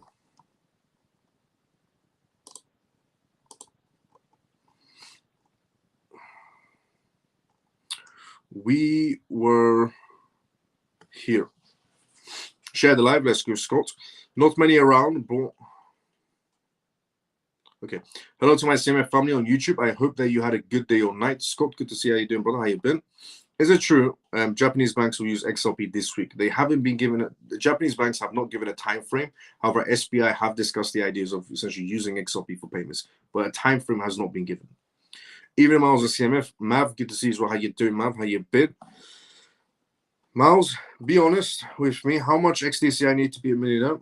As much as you can afford. How's it going, CMF? It's going great, below. Good to see you, brother. How you doing? Not very bad. Miles, is it smart to sell when XRP reaches $3 again because the change is so big that it will crash again? It's a possibility, but not recommended, because just in case it goes higher.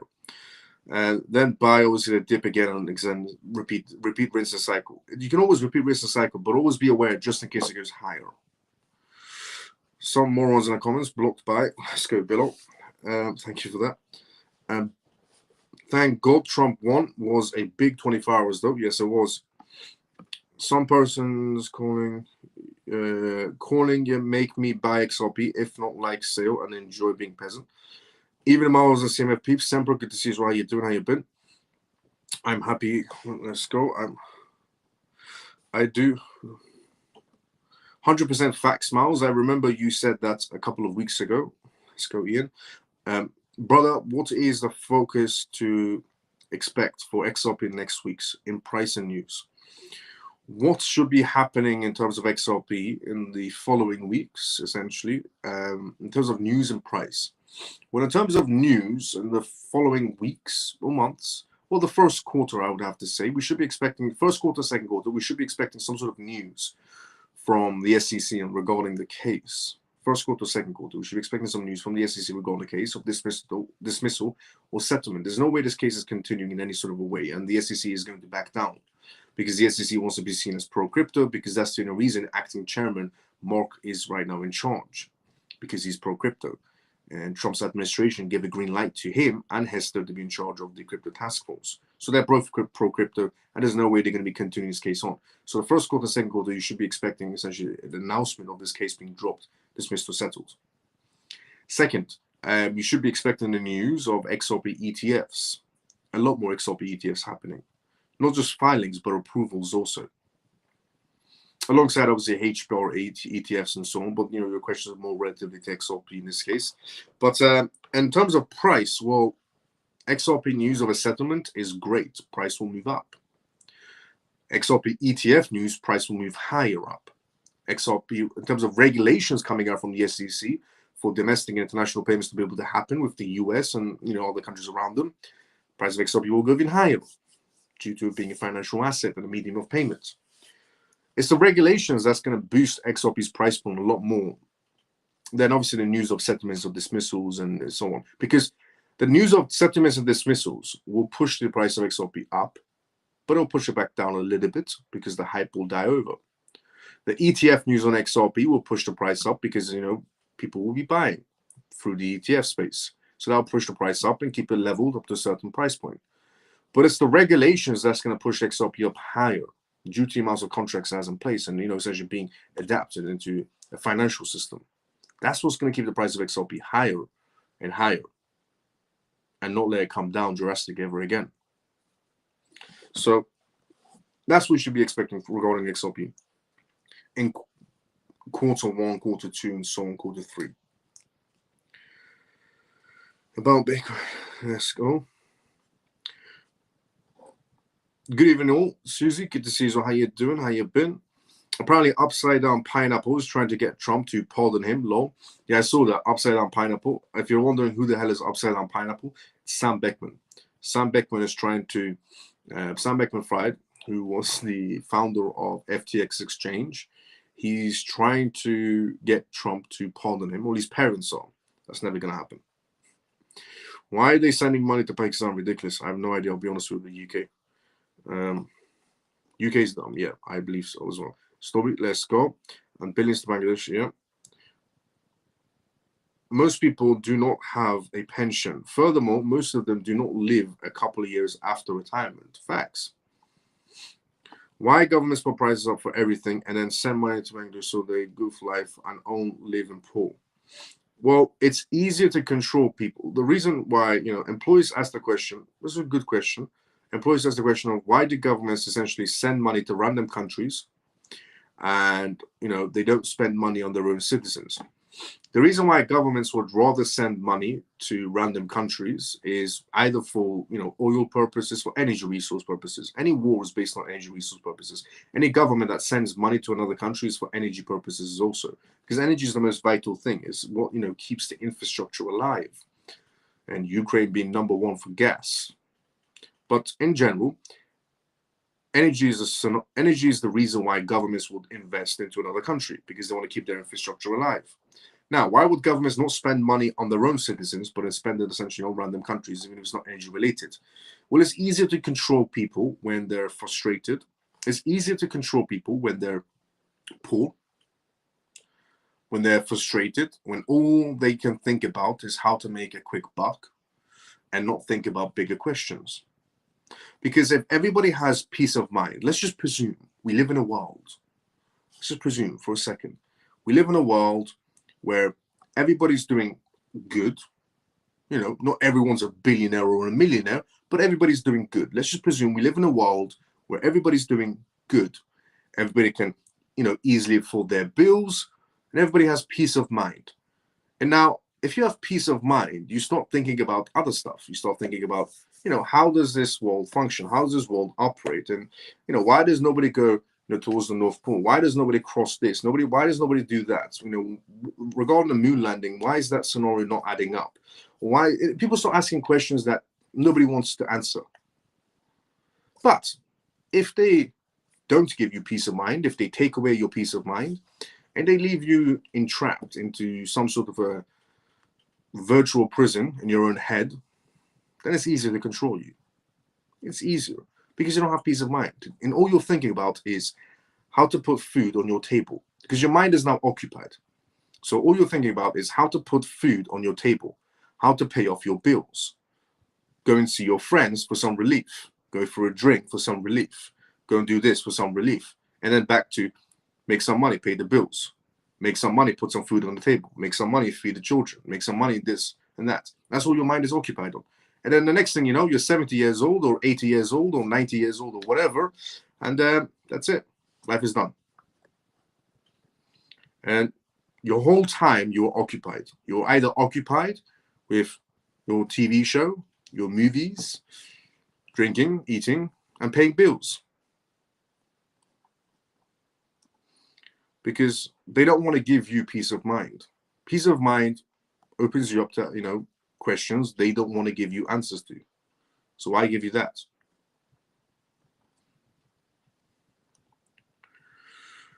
So that's why they would rather spend money in random countries, not spending on their own people, because they don't want you to ask things they don't want you to know about, ever.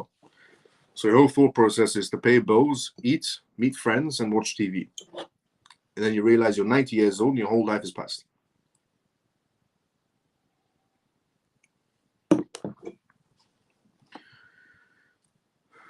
We can't say the US is responsible for other countries, but yet we are not supposed to send money to certain countries. Yeah, I agree. We can't say that either. The US is not responsible for every country. It's not. The US is not responsible for every country. And but yet they do send money to random countries. And so does every country, to be fairly honest, as I said earlier on as well. Every country sends money to random countries. But the US is in control. And it should be leading everybody towards a good path, which now it is because of Trump. Because of Trump, it's leading everybody to the correct path, even if it is by force of tariffs, which I think is a great idea. I trust Elon more than I trust these government crooks. Let's go, Stormy. Constitution of their Ponzi scheme, pretty much. Elon is the best. Elon Musk, deport him. He is an American. In anything he does is all self-serving for him, my opinion. Scott, good opinion. But he is the only person in America who's actually looking after your tax-paying money. He might not be American, but he is a very intelligent man. And is the only, and even if he is doing it for his own interest, let's just presume Elon Musk is doing this for his own pleasure. He's doing this for his own, self-serving. At least alongside it, he's helping the American citizens. It's the least we can say for the people that are already in control of the budgeting of the US. Elon loves this country and has the best interest in it. XRP up 20.43%, 24 hours. Let's go, Stormy. Elon best for Maus. I believe this is not just brainwash. This is also ability to perceive the reality. Pretty much.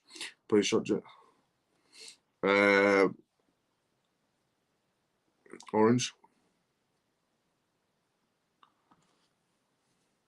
The orange man is the best thing that has happened for crypto. We just have to be patient. Facts. Let's go, Shelly. And we have plenty of it. Let's go, Ian. Employees and Crypto Don, don't argue inside the comment section. Employees and Crypto Don, don't argue inside the comment section. You both have different views, and continuing on to argue inside the comment section is just going to lead to nothing.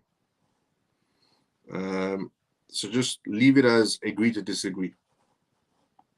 Just both of you be the bigger man and walk away from that conversation. I agree. Leading, I agree. Not responsible for other countries. Yep. Can you stop spamming employees? Keep the topic on crypto. Yep. They are sending money for geopolitical control. Yes, they are. Facts. Employees don't have a single brain, so yeah, I know. Crypto Don, I'm fully aware of that. Crypto Don, I'm fully aware of that. But that's why I said be the bigger man and just leave it. Crypto Don, I'm fully aware of, you said it's employees who keeps on spamming. Fully aware of that. That's why I said be the bigger man and let the conversation go. I've applauded at all many folks on here that don't mind attacking the intelligence of others because of different opinions. Yes, that's true. I agree. As Ghost Burner says, let's keep it to crypto. Yes, let's keep it to crypto. Keep it to crypto and politics, but politics that's related to the financial sector. Don't go in the other direction, because the other direction will just open up too many random stuff. And then it will get,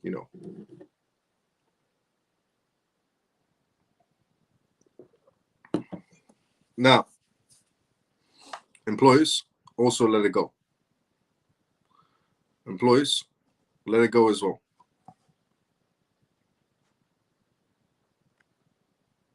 Guys, harmony being the strength of all institutions. Yes, I agree. Facts. Let's go, Scott. Now, on back to the topic of CBO. To launch a 24-hour stock trading is what's going on. So first there was Wall Street that I revealed is thinking about dabbling with the idea of 24/7 trading. They want to compete with the crypto market space, and they want to do 24 hours. Same way as crypto is, which some people said, well, then Wall Street will become too volatile if they do that and so on, which it can be. It genuinely can be, but it also bring a lot more capital to the table due to the opening hours, which means essentially Japanese market space, Singaporean market space, and so many other market spaces can have access to the American stock markets anytime they want, which will bring a lot more capital, which also Singapore, Japan, and a few other countries said they like the idea of 24/7 trading for stocks in American market spaces. So now CBO, Global Markets, is thinking about doing the exact same thing as well. They're dabbling with the idea of 24/7 trading, just like crypto is. So here it is. One of the world's largest derivatives and security exchanges has tipped plans to roll out 24-hour per day trading on weekdays, according to an announcement. The plan change aims to essentially meet the growing global customer demands for expanded access to US entities and markets. The exchange said it comes as real-world assets in terms of real-world tokenization platforms increasingly offer 24/7 alternative to traditional security markets. I just want to point out, the first time I mentioned this news regarding Wall Street dabbling with the idea of becoming 24/7, I said it's because Wall Street is about to tokenize the market space. I said a long time ago, I told everyone that this little crypto market space is about to be tokenizing everything around it. It's about to be changing everything around it. I said the stock market will become tokenized, vehicles will become tokenized, houses will become tokenized. I said this 2 years ago. So there's little market space. So this year ago as well, there's little market space will tokenize everything. And then, we had the news of Wall Street a week back. We had the news of Wall Street deciding to double with the idea of 24/7 market space. And I say it's because they're going to be tokenizing it, which is why they're going to do 24/7 market space. Well, it was revealed today that that is the reason why Wall Street is thinking about doing 24/7 market space. It's because they're tokenizing it. So this is what it was said. We continue to hear from market participants globally, particularly those in Asia-Pacific markets like Hong Kong, Japan, Korea, Singapore, and Australia, that they want greater access to US equities trading. Oliver Song, Cboe's head of North American equities, said in a statement, Song said Cboe's experience operating 24-hour exchanges in other markets means the exchange can seamlessly support 24 times essentially 5 trading models for US equities. It plans to support 24-hour trading through Monday to Friday, but not on weekends. Just weekdays, not weekends. Cboe already offers nearly round-the-clock trading hours for certain derivatives, including S&P 500 index options and its global forex market space. Other traditional US equities exchanges are also seeking to deliver round-the-clock essentially trading for their clients. 24X National Exchange filed an amendment application to the US regulators to launch a securities exchange that could potentially bring 24/7 trading to cryptocurrencies and ETF funds. In the US, spot cryptocurrency exchanges such as Coinbase operate continuously, but securities exchanges where crypto ETFs are traded only trade between 9:30 a.m. and 4 p.m. Eastern Time. Meanwhile, real-world assets and tokens representing claims on assets such as stocks, bonds, or real estate surged in popularity after US President Donald Trump's November election, when ushered essentially a much more friendlier regulatory environment for cryptocurrencies. And decentralized exchanges, DEXs, on blockchain networks enabled 24/7 trading of real-world tokens. Real-world assets reached a all-time high of a market space of $17.1 billion across 82,000 total asset holders, excluding the value of stablecoins, according to data from RWA. RWA's essentially real-world assets could grow more than 50-fold by 2030, and according to Trend Financial Reports, which complied predictions from financial institutions and consulting firms, they represent a $30 trillion market opportunity globally. Colin Butler, Polygon's global head of institutional capital, told Cointelegraph in an interview, the most popular real-world asset funds are the tokenized money market funds, Hashnote's short-term duration yield coin, USDY, BlackRock's USD Institutional Digital Liquidity Fund, BUILD, and Franklin Templeton's on-chain US government money fund, FOBXX ticker. Tokenized money market funds collectively command more than $3 billion as of February 3rd, according to Real World Assets. Real World Assets is going to become massive. And again, we're seeing signs of how much of a shift there is actually happening. And again, there were people inside the crypto space who were making videos last night that the crypto markets have come to an end and the bull market is finished and everybody go home. The panic videos were the best part about yesterday, honestly. It wasn't that the market was dumping. That was a given of crazy manipulation, even though we saw tariffs coming 4 months beforehand. But the funny part of yesterday's market manipulation was the amount of crypto influencers who were creating videos and going, that's it, the market's finished, everybody go home. And then today we have more news of how much of a shift the digital space is about to be coming, where they're about to become tokenized. Stocks, derivatives, they're all about to become tokenized, and Wall Street and the Cboe are thinking about doing 24/7 market spaces. Again, a signal of how much of a shift is happening and how much we're going towards a digital world in America, and as the world will follow America's footsteps. Honestly, sometimes watching crypto influencers with their most moronic opinions is like watching comedians. When there are evidence to presume, see that where the world is actually going towards. Now, today, it's going to be a very important meeting that's happening. which could be a very critical day for cryptocurrencies, because the meeting that's going to be held in the US is regarding David Sachs. David Sachs is going to be talking about how the regulations and how policies and so on, things regarding cryptocurrencies, how they're going to be moving ahead in the US. So here it is.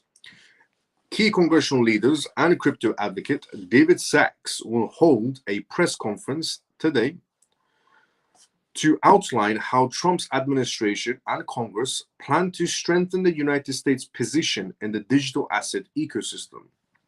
The event will feature a White House crypto chief, David Sachs, as well as Senate Banking Committee Chairman Tim Scott and Senate's Agriculture Committee Chairman John Boozman, House Financial Services Committee Chairman French Hill, and House Agriculture Committee Chairman G.T. Thomas, all in the same place, talking about crypto policies and regulations and how and which step America is going to be taking to go for that title of capital of cryptocurrencies. And yesterday, crypto influencers were telling people, it's over for crypto. You got left holding the bag.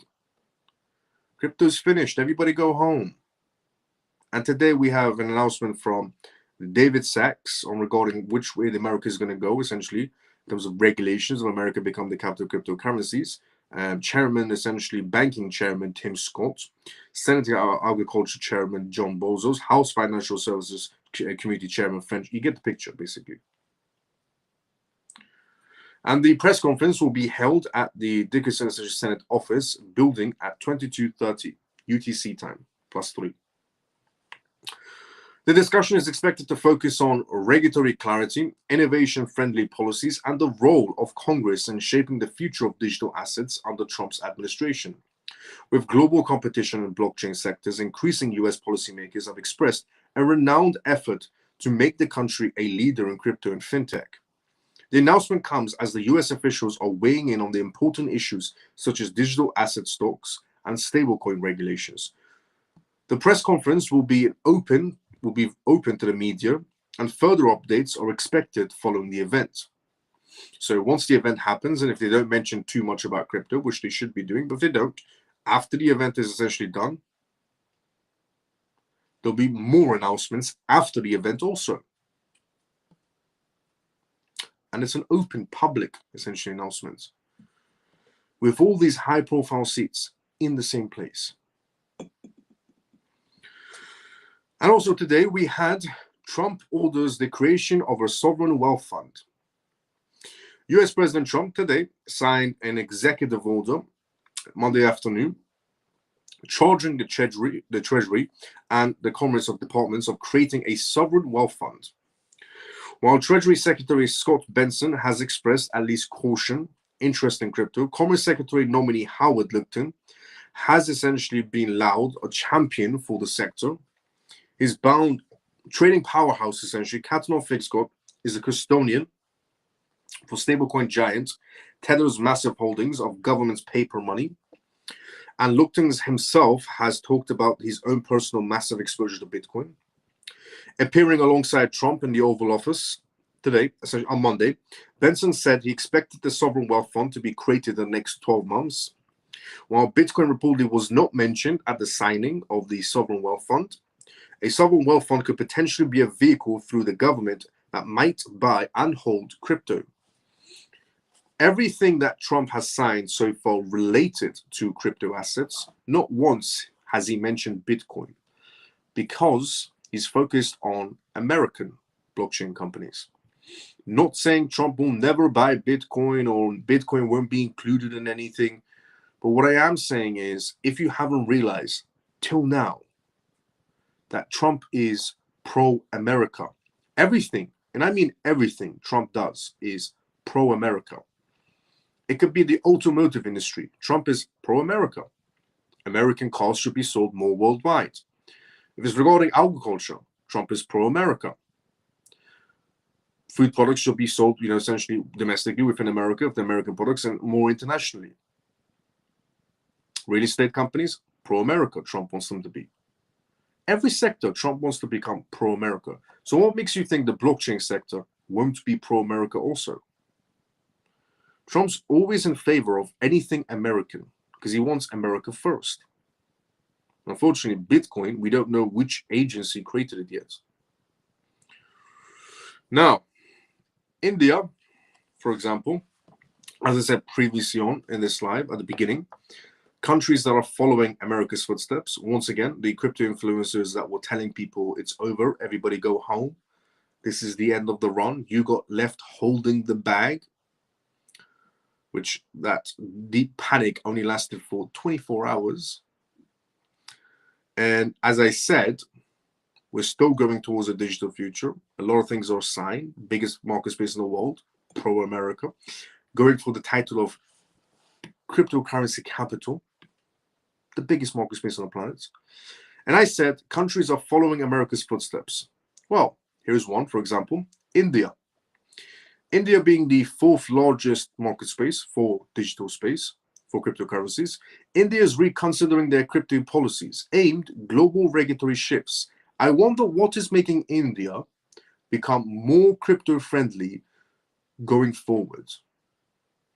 Reports have emerged that India will review its approach to crypto following Donald Trump's more friendlier attitude towards the sector of cryptocurrencies. So that's what made India more friendly. Never saw that one coming. Being sarcastic here. It's British sarcasm. I saw that one coming from 10 miles down the road. According to retainers, India's Economic Affairs Secretary has said that the government is revisiting its stance following changes in how other jurisdictions treat the asset class. In an interview with the publication, Seth is quoted saying, more than one or two jurisdictions have changed their stance towards cryptocurrencies in terms of usage, their acceptance, and the importance that they see in crypto assets. In that stride, we are having a look at the discussion of paper once again. He also added that because borders do not essentially limit crypto, India's approach to it cannot be one-sided. The review could further delay the publication of India's discussion paper on digital assets, initially scheduled essentially for the release. The document was essentially put on hold last year due to its other priorities, but meant to address how to regulate crypto in India. And presently, the asset class is only covered essentially under anti-money laundering laws, AML, and electronic fund transfers, EFTs, in terms of laws. And the paper is expected to explore expanding the scope of regulations and determining the appropriate policy stance. The review follows developments in the United States caused by President Trump's embrace of the such industry. His more lenient approach, which includes appointing crypto-friendly figures to head key departments and agencies overseeing the sector and creating a task force to explore the feasibilities of national, essentially virtual currencies and reserves, has reignited optimism for its future in global markets. At the same time, India's crypto traders may face significant penalties for previously undisclosed profits under new admins of the current essentially country laws and taxes. And in the Union Budget 2025, Finance Minister Nimir announced that digital assets would fall under Section 158B of the Income Tax Act, which governs undisclosed income. This change will support crypto gains to block assessments of non-essentially reported treatings and treating them essentially similar to traditional assets like money, jewelry, and precious metals. In general, India is going to be following America's footsteps. As I said, every country is about to be following America's footsteps. It's the biggest market space on the planet. And it signed an executive order for it to become the capital of cryptocurrencies about a few days ago. And then on the weekend, we had market manipulation of tariff news, which we all saw coming 4 months ago, because Trump announced he's going to do tariffs before he became president, which the tariff news was used as market manipulation day for 24 hours. And some crypto influencers decided to panic and tell everyone, that's it, everybody go home. Crypto market's finished, it's closed, cycle's over. And just a few days ago, Trump signed an executive order for America, the biggest market space on the planet, to become capital of cryptocurrencies. And every country is following their footsteps. But somehow, it's over. Also, this is why I say sometimes watching crypto influencers is like watching comedians. Some crypto influencers. Big crypto news also is Thailand, just like India. India following America's footsteps. Thailand is also going to be following America's footsteps and becoming more friendly towards crypto assets because Trump is more friendly towards crypto assets. All of this means more money. It means more capital. It means that businesses in India, for example, can work with crypto companies, do transactions, use it as legal tender for domestic or international payments. It also means in Thailand's case now, more companies can get involved, use it for domestic payments, use it for international payments, more capital. Thailand's Securities and Exchange Commission, SEC, is gearing up to launch a cutting-edge trading platform leveraging distributed ledger technology. This such initiative aims to empower security firms to trade digital tokens, tapping into their expensive investor networks and embracing the burgeoning interest in tokenized assets. The SEC is leveraging technology to enhance efficiency in the capital markets by promoting electronic securities ecosystem. Stated essentially John Kong, the SEC's Deputy Secretary General in Thailand, she emphasized that the new regulations are on the horizon to facilitate the issuance of electronic securities and streamline online purchases, which are medium to long-term debt instruments utilized by large corporations for fundraising. Thus, forward-thinking approach underscores Thailand's commitment to integrating advanced technologies to its financial systems, ensuring that the nations remain at the forefront, essentially, of the digital financial revolution. The Vision platform promises a holistic digital experience for bond trading across both primary and secondary markets in Thailand. It also will encompass settlement processes, trading activities, investor registration, and payment procedures, and support for multiple blockchain networks, all adhering to interoperability standards. While specific blockchain networks were not disclosed, the emphasis on shared ledger indicates a move towards a more interconnected and transparent financial system. They said in the future, there may be multiple chains for trade, trading through DLT, distributed ledger technology. Thailand is letting everybody know that they're going towards DLT, distributed ledger technology, on all systems, and essentially connected by a shared ledger. I wonder who that's going to be, which is expected to be completed soon. Added essentially highlighted the SEC's version of for seamlessly integrated trading environment. The SEC's initiative will introduce two distinct types of securities. Tokenized traditional securities, these are essentially conventional securities that have been digitalized, offering the benefits of blockchain technology while retaining their fundamental characteristics. And electronic securities, assets that are inherently digital, designed and issued in essentially a digital native format, representing the next generation of investment products. This dual approach essentially caters to a broad spectrum of investors, from those seeking the formalities of traditional assets to those eager to explore essentially innovative digital offerings. As Thailand continues to innovate, while the financial sector, the SEC's forthcoming DLT, essentially digital DLT, based trading platforms represent a significant leap towards a more efficient, transparent, and exclusive market by embracing digital transformation. Thailand is not only enhancing its capital market infrastructure, but also setting a precedent for other nations to follow, because they're following America's footsteps. Investors, both domestic and international, are keenly observing these developments, anticipating new opportunities in a rapidly evolving digital landscape with a robust regulatory framework for a clear vision for the future. Thailand is poised to become a leading hub for digital finance in the region. More countries are aiming for the title of digital, of essentially the head of capital of cryptocurrencies. The more countries aim for that, the better it is, because every country is going to be aiming for the title of capital of cryptocurrencies because Trump announced and signed an executive order, which essentially means that if every country is going to be aiming for that route, more money, more capital will be inflowing inside the market space towards crypto assets. More people will be buying crypto assets. The retail section due to the hype, and corporate section will be buying due to the utility basis. Banks will be buying due to utility as well. Now, before we go through the next news, let's go inside the comment section first. As I said previously, this is live, and the next news we are going to go through is regarding Ripple news.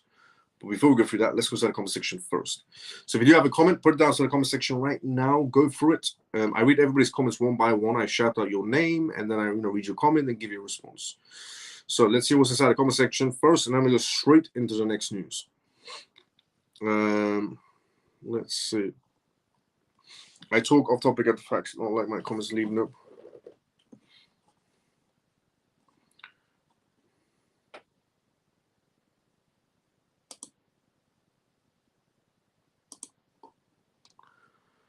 kick off the bull run tonight. Looks like, by the looks of it, bull XRP.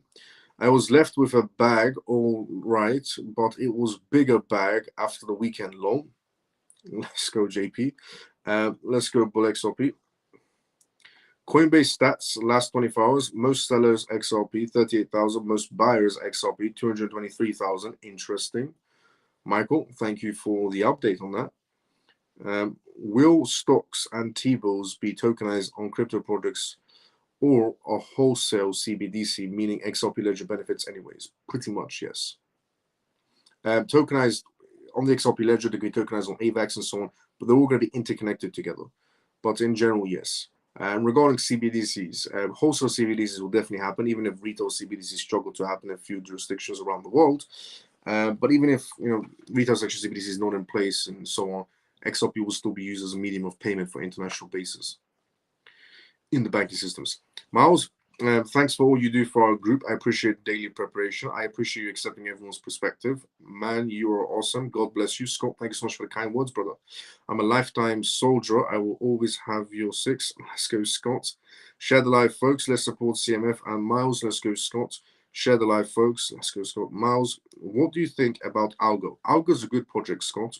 Algo, a while ago, by a while ago, I mean last year, Algo announced they're doing some sort of partnership with a European bank in Austria, where they're creating some sort of a stable coin together. But other than that, Algo has amazing partnerships in place as well. They're going to do good inside the financial sector, and it's a project worth looking into. Now, Charles. Everybody knows Charles. If you don't, the founder of Cardano. So why is Cardano news also XRP news? Well, because of this. As you may know, Cardano and Ripple have become very friendly together. And they've signed some sort of agreements together. And XRP is going to be operating on one of Cardano's platforms called Night and Day, if I'm not mistaken. And ORLUSD is going to be operating on Cardano's chain as well. So here it is. Charles, the founder of Cardano, Adam, recently opened up about the possibilities of implementing ORLUSD, Ripple's stablecoin, digital dollars, and negotiating with representatives from Ripple, according to him. Discussions with Ripple's Brad and David Schwartz are ongoing, but said they were advised to wait till March. Ripple wishes to complete its work with the New York Department of Financial Services, NYDFS. This is what was said. We talked to David Schwartz and Brad. There is a strong possibility we can negotiate ORLUSD. Ripple told us to wait till March, as they just finished NYDFS, and said essentially, Charles, during the recent AMA session on YouTube he had. Although the current market is down and Charles is positive about Cardano's performance, Cardano saw its price drop by 19% in 24 hours, but obviously now it's back to normal. Nevertheless, he mentioned that Cardano performed relatively well in comparison with larger cryptocurrencies, other larger cryptocurrencies. And Cardano's founder, essentially Charles, added that a lot of hype surrounding Bitcoin was generated through high expectations regarding Donald Trump's presidency, which the whole Bitcoin reserve asset, which never happened. Instead, we're having a crypto reserve asset, which is better for all of us. And therefore, the market became overexcited. In spite of such fluctuations, he is positive about the future of crypto markets in long term anyways. And Charles also mentioned that blockchain technology will have a larger role in government frameworks in the future. According to him, in 5 years, voting, purchasing items, and identity management will utilize blockchain technology, which is also another indication of where we're heading towards. A digital future starting this year. Last year was a lot of paperwork, and this year is basically implementation. The stages of implementation are going to be this year, and some people presume it's the end of crypto. Well, in hindsight, it's actually just the start of crypto, of entering the institutional space and the governmental space. He even proposed that a Bitcoin reserve could be developed by the US government, with Cardano potentially providing backing for decentralized finance for the government, and that essentially Charles' views could make Cardano's position even more powerful in the evolving blockchain ecosystem.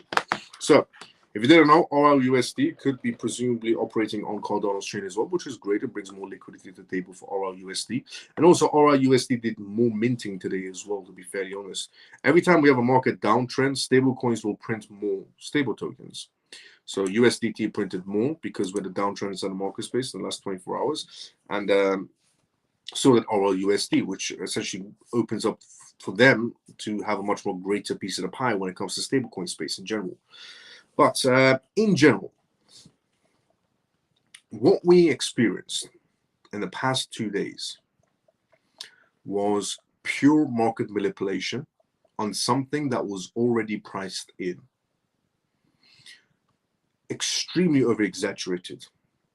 And on the topic of, is crypto finished? Is crypto done? Is this the end of crypto? Have we reached the top of the market space? No. We're nowhere near the top of the market space. Because we have an executive order that was signed. And we don't know what the next steps are going to be, but we know it's going to be positive. And the next steps are America become the capital of cryptocurrencies, which means more positivity. We have a new CFTC chairman, which means rules and regulations for the crypto space, so more money starts inflowing into the market space. We have a new SEC chairman, acting chairman, Mark, which means more capital should be flowing due to the SEC regulations and ETF being passed by the SEC. More money coming in from ETFs for cryptocurrencies. We have a crypto task force that was created in 24 hours, going to bring more money to the table. We have a new FDIC chairman who is pro cryptocurrencies and wants banks to work with crypto, no longer stifled. We have bank CEOs at the World Economic Forum event stating that banks are ready for crypto. We have countries following America's footsteps and publicly announcing, for example, India today, that the only reason they're becoming more crypto-friendly is because they want to follow America's footsteps. Thailand wants to become more crypto-friendly because they want to follow America's footsteps. We have the Wall Street, biggest market space on the planet, Wall Street, announcing essentially that they're going to be going 24 hours. Wall Street is about to be going 24 hours because they're tokenizing their market space. We have the SIBO announcing they want to go 24 hours because they want to tokenize the market space. We're going more towards this digital future than ever before. And some people presume just because we had extreme manipulation in 24 hours, in the past 24 hours, on something we already knew, tariffs, which was announced by Trump before he even got votes in to become president. So tariffs policies, the tariff situation was just used as an exaggeration of manipulation. But yeah, for anybody presuming, even for a second, that this market space is done, that crypto is done, we're about to go into a deep dive cycle of absolute nothing. You must be crazy. Honestly, if you're having thoughts right now in your head that this is the end of crypto, you know, we're about to go down from now on, nothing else is happening, you must be crazy. Because with everything that is happening, executive order, capital of cryptocurrencies, countries following their footsteps, tokenization of Wall Street, tokenization of the SIBO, and everything else that was just also announced today. And today being a meeting that's going to be happening with high-profile politicians, high-profile seats, Congress members, senators coming together to discuss crypto regulations and policies. But going ahead, yeah, we're nowhere near the market being ended. So if you were panicking the last 24 hours, don't. Because what's coming ahead is going to be absolutely amazing. And you don't want to miss it. So stop listening to panicky crypto influencers, because there's a lot of them out there. I saw a lot of videos yesterday of people who are inside the crypto space who are influencers. I'm not going to mention any names, but who are crypto influencers and were going on extreme panic mode and, you know, going, this is it, everybody run for your lives. Crypto is done. Yeah, they have zero idea of what they're talking about. Because in reality, we're about to go and enter into a digital world. But have more ETFs, more of everything, more capital coming in, and so on. So, on that note, every good thing must come to an end. And so, in other words, we have reached the endings of tonight's live. This was the CMF Live. This was episode 254. If you're watching this for the first time ever, this is episode 254 of the CMF Live. The CMF stands for Crypto Miles Family. My name is Miles. I go by the persona of Crypto Miles. And on this live, I talk about the most recent news that's happening around the world in terms of cryptocurrencies, CBDCs, AI, politics, and regulations, Monday to Friday, 11:25 p.m. UK time onwards. So if you already haven't, subscribe if you watch us on YouTube and like. If you watch us on X, follow me on X and tune in every single night, Monday to Friday. So tune in tomorrow, in other words, for episode 255 of the CMF Live.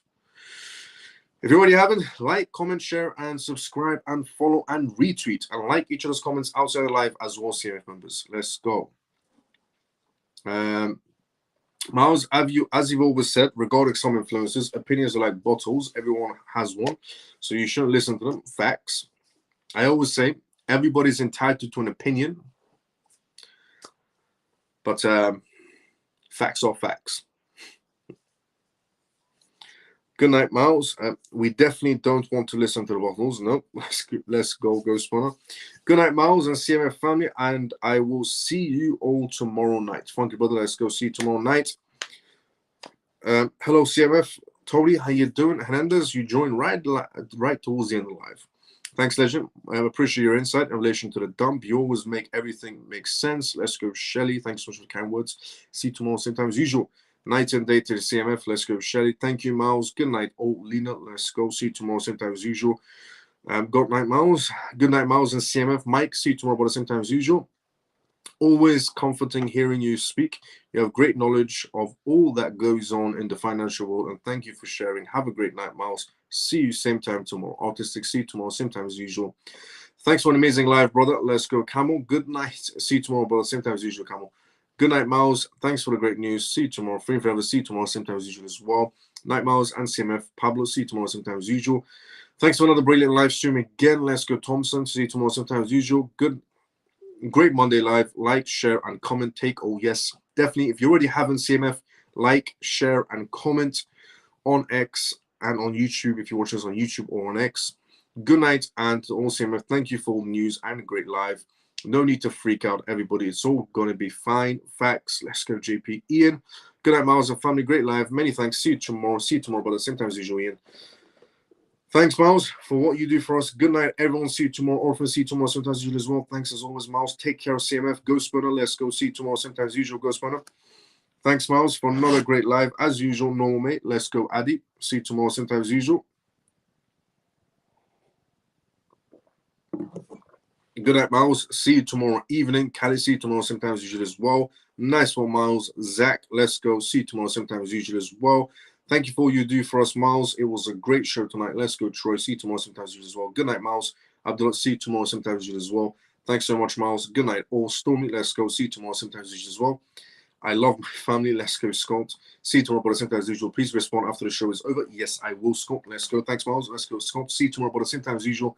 I'm calling XRP over $3 tomorrow. Let's go, Stormy. Good night, CMF. Thanks, Miles. Let's go, Comatose. See you tomorrow, same time as usual. I will see everybody tomorrow, same timing as usual. Like, comment, share, subscribe, follow, retweet if you already haven't, and like each other's comments outside the live as well on X and on YouTube. I'll see everybody tomorrow, same time as usual. Everybody have a great day or a good night, depending on where you are around the world. See everybody tomorrow, same time as usual, 11:25 p.m. 11:25 p.m. UK time and onwards for episode 255. See everybody tomorrow, same time as usual.